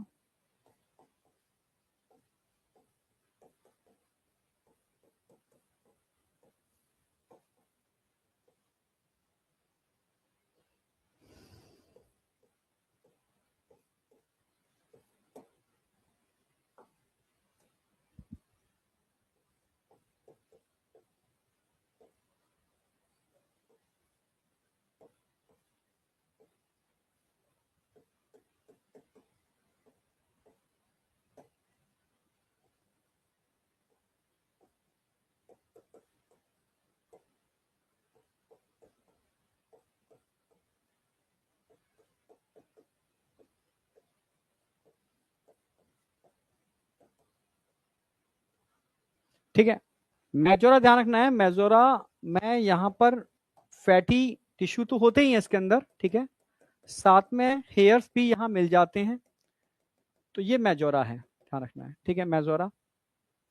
और मेजोरा के नीचे इंटरनल होता है माइनोरा, लेबिया माइनोरा, अंदर वाला पार्ट क्या है, लेबिया माइनोरा, थर्ड, थर्ड है लेबिया माइनोरा।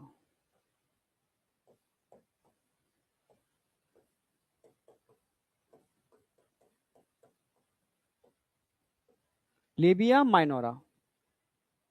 अगर मैं माइनोरा की बात करता हूं, ये इनर वाला पार्ट है, इनर इनर फोल्ड है, इनर फोल्ड है, ठीक है, इनर फोल्ड होता है लेबिया माइनोरा, ठीक है।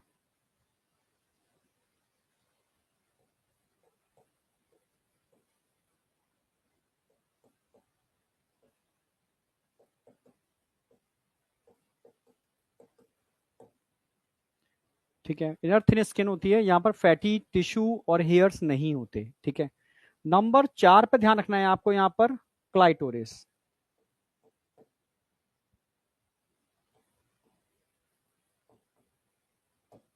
क्लाइटोरिस,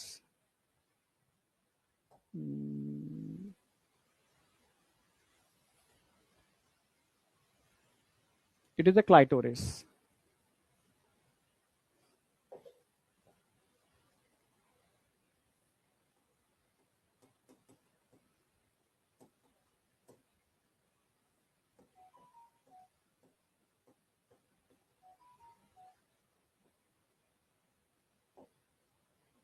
प्रिप्यूस, जैसे मेल के अंदर ग्लैंस पेनिस था, मेल में जो ग्लैंस पेनिस था, ठीक है, इसको कवर करने के लिए यहां पर क्या था, फोल्ड ऑफ स्किन। तो स्किन यहां पर भी होता है, ठीक है, प्रिप्यूस, जिसको हम प्रिप्यूस बोलते हैं, ठीक है। यहां पर क्लाइटोरिस जिन टिश्यू से मिलकर बना होता है, सेम वही टिश्यू ग्लैंस पेनिस में भी होते हैं, ठीक है। तो ग्लैंस पेनिस के जो टिश्यू होते हैं वो इरेक्टाइल नेचर के होते हैं, ऐसे ही क्लाइटोरिस भी इरेक्टाइल नेचर का होता है। इसलिए होमोलोगी, एक होती है एनालोगी, एक होती है होमोलोगी। ऑप्शन में एनालोगी जरूर डालेगा आपको कंफ्यूज करने के लिए, ठीक है। होमोलोगी का मतलब होता है स्ट्रक्चर में टिश्यू लेवल पर सिमिलरिटी है, जबकि एनालोगी का मतलब क्या होता है, फंक्शन में सिमिलरिटी है। तो फंक्शन में तो सिमिलरिटी पॉसिबल ही नहीं है, ठीक है। हाँ, स्ट्रक्चर में या टिश्यू लेवल पर स्ट्रक्चर में सिमिलरिटी है, ठीक है।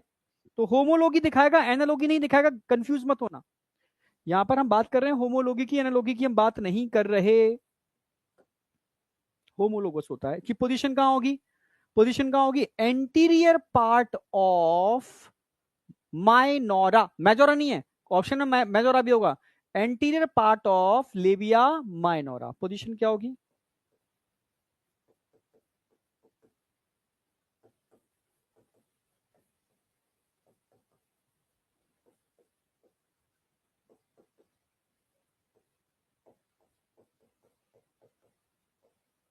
माइनोरा के एंटीरियर पार्ट पर होगा, ऊपर एंटीरियर नीचे पोस्टीरियर है, ठीक है, ये ये एनस हो गया,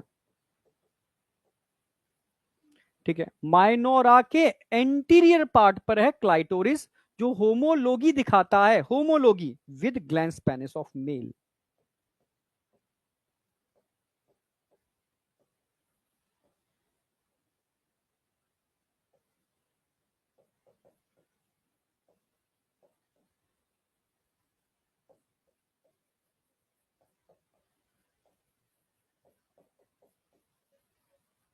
सर क्यों होमोलोगी दिखाता है, फीमेल में इसकी रिक्वायरमेंट क्या है भाई, नेचर, नेचर हम सब नेचर का पार्ट है, ध्यान रखना। नेचर क्या चाहती है ये बताओ, नेचर क्या चाहती है, ठीक है। जब बच्चा जन्म लेता है तो उसको भूख जानता है, उसको कोई सिखाना नहीं पड़ता कि दूध कैसे इनटेक किया जाता है, दूध पीने के तरीका नेचर सिखा के भेजती है।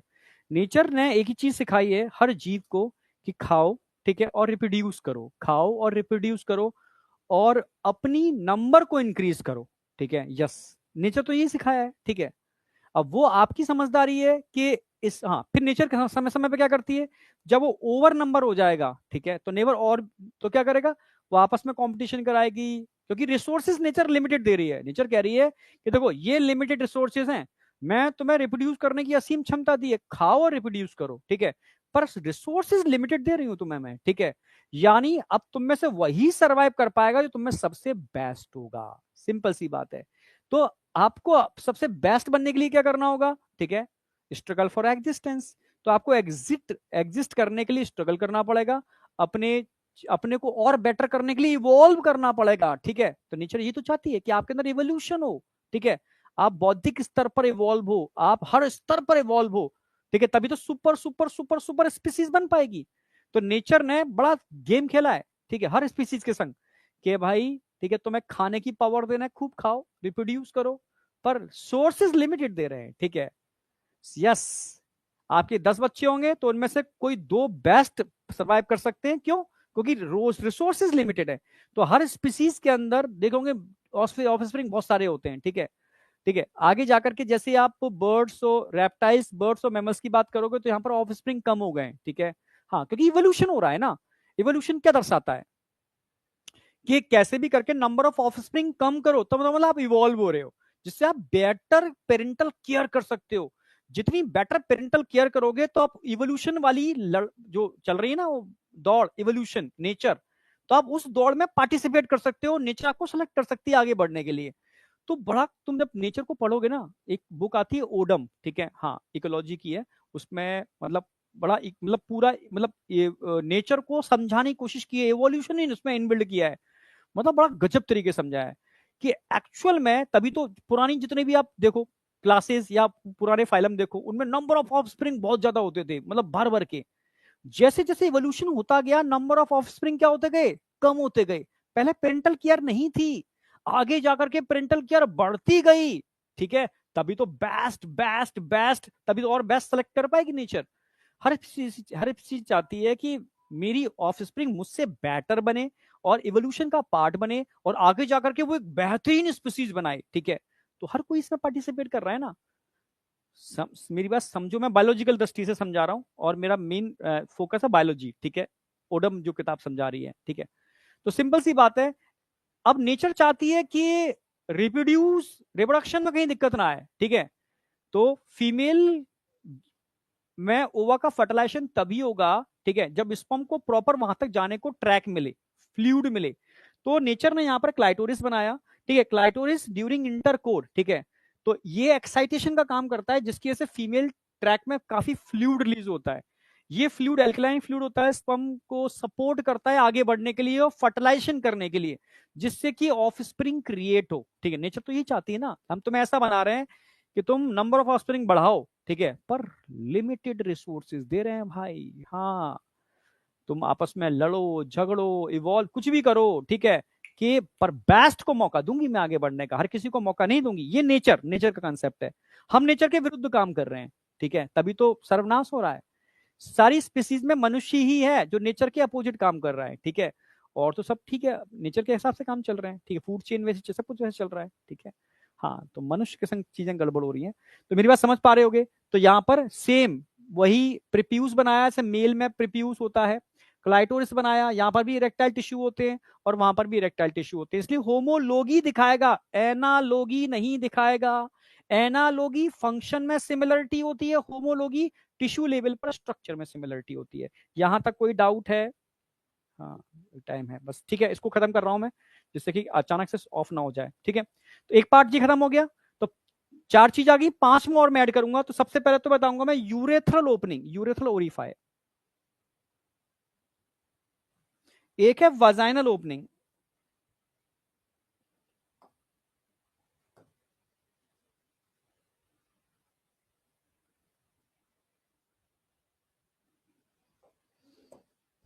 एक है वाजाइनल ओपनिंग।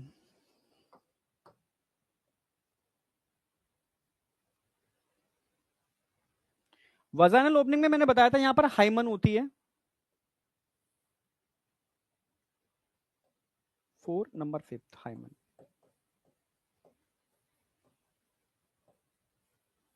अब समझ चुके होगे पांचों क्या है। It is the external genitalia, mons pubis, labia majora, labia minora, clitoris और हाइमन। इन पांचों को हमने किसमें इंक्लूड किया बेटा? एक्सटर्नल जेनाइटेलिया, जिसको वॉल्वा, पोडेंडम या एक्सटर्नल जेनाइटेलिया बोल सकते हो। ठीक है, यहाँ 2 ओपनिंग होती हैं, एक यूरेथ्रल ओरिफाई,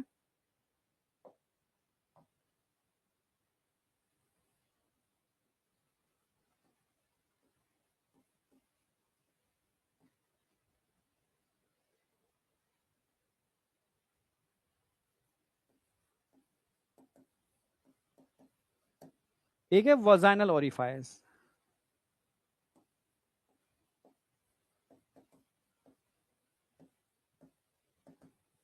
ओरिफाइस का मतलब है ओपनिंग। ठीक है, ओके, यूरेथ्रल ओरिफाइस और वजाइनल ओरिफाइस, और इस पूरे पार्ट को हम वेस्टिब्यूल बोलते हैं, यानी यहां से लेकर के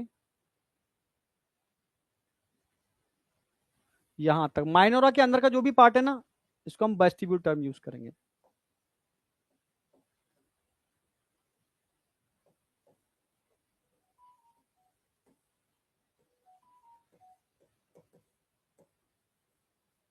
वेस्टिब्यूल, ये पूरा वेस्टिब्यूल है, ठीक है, space with in labia minora.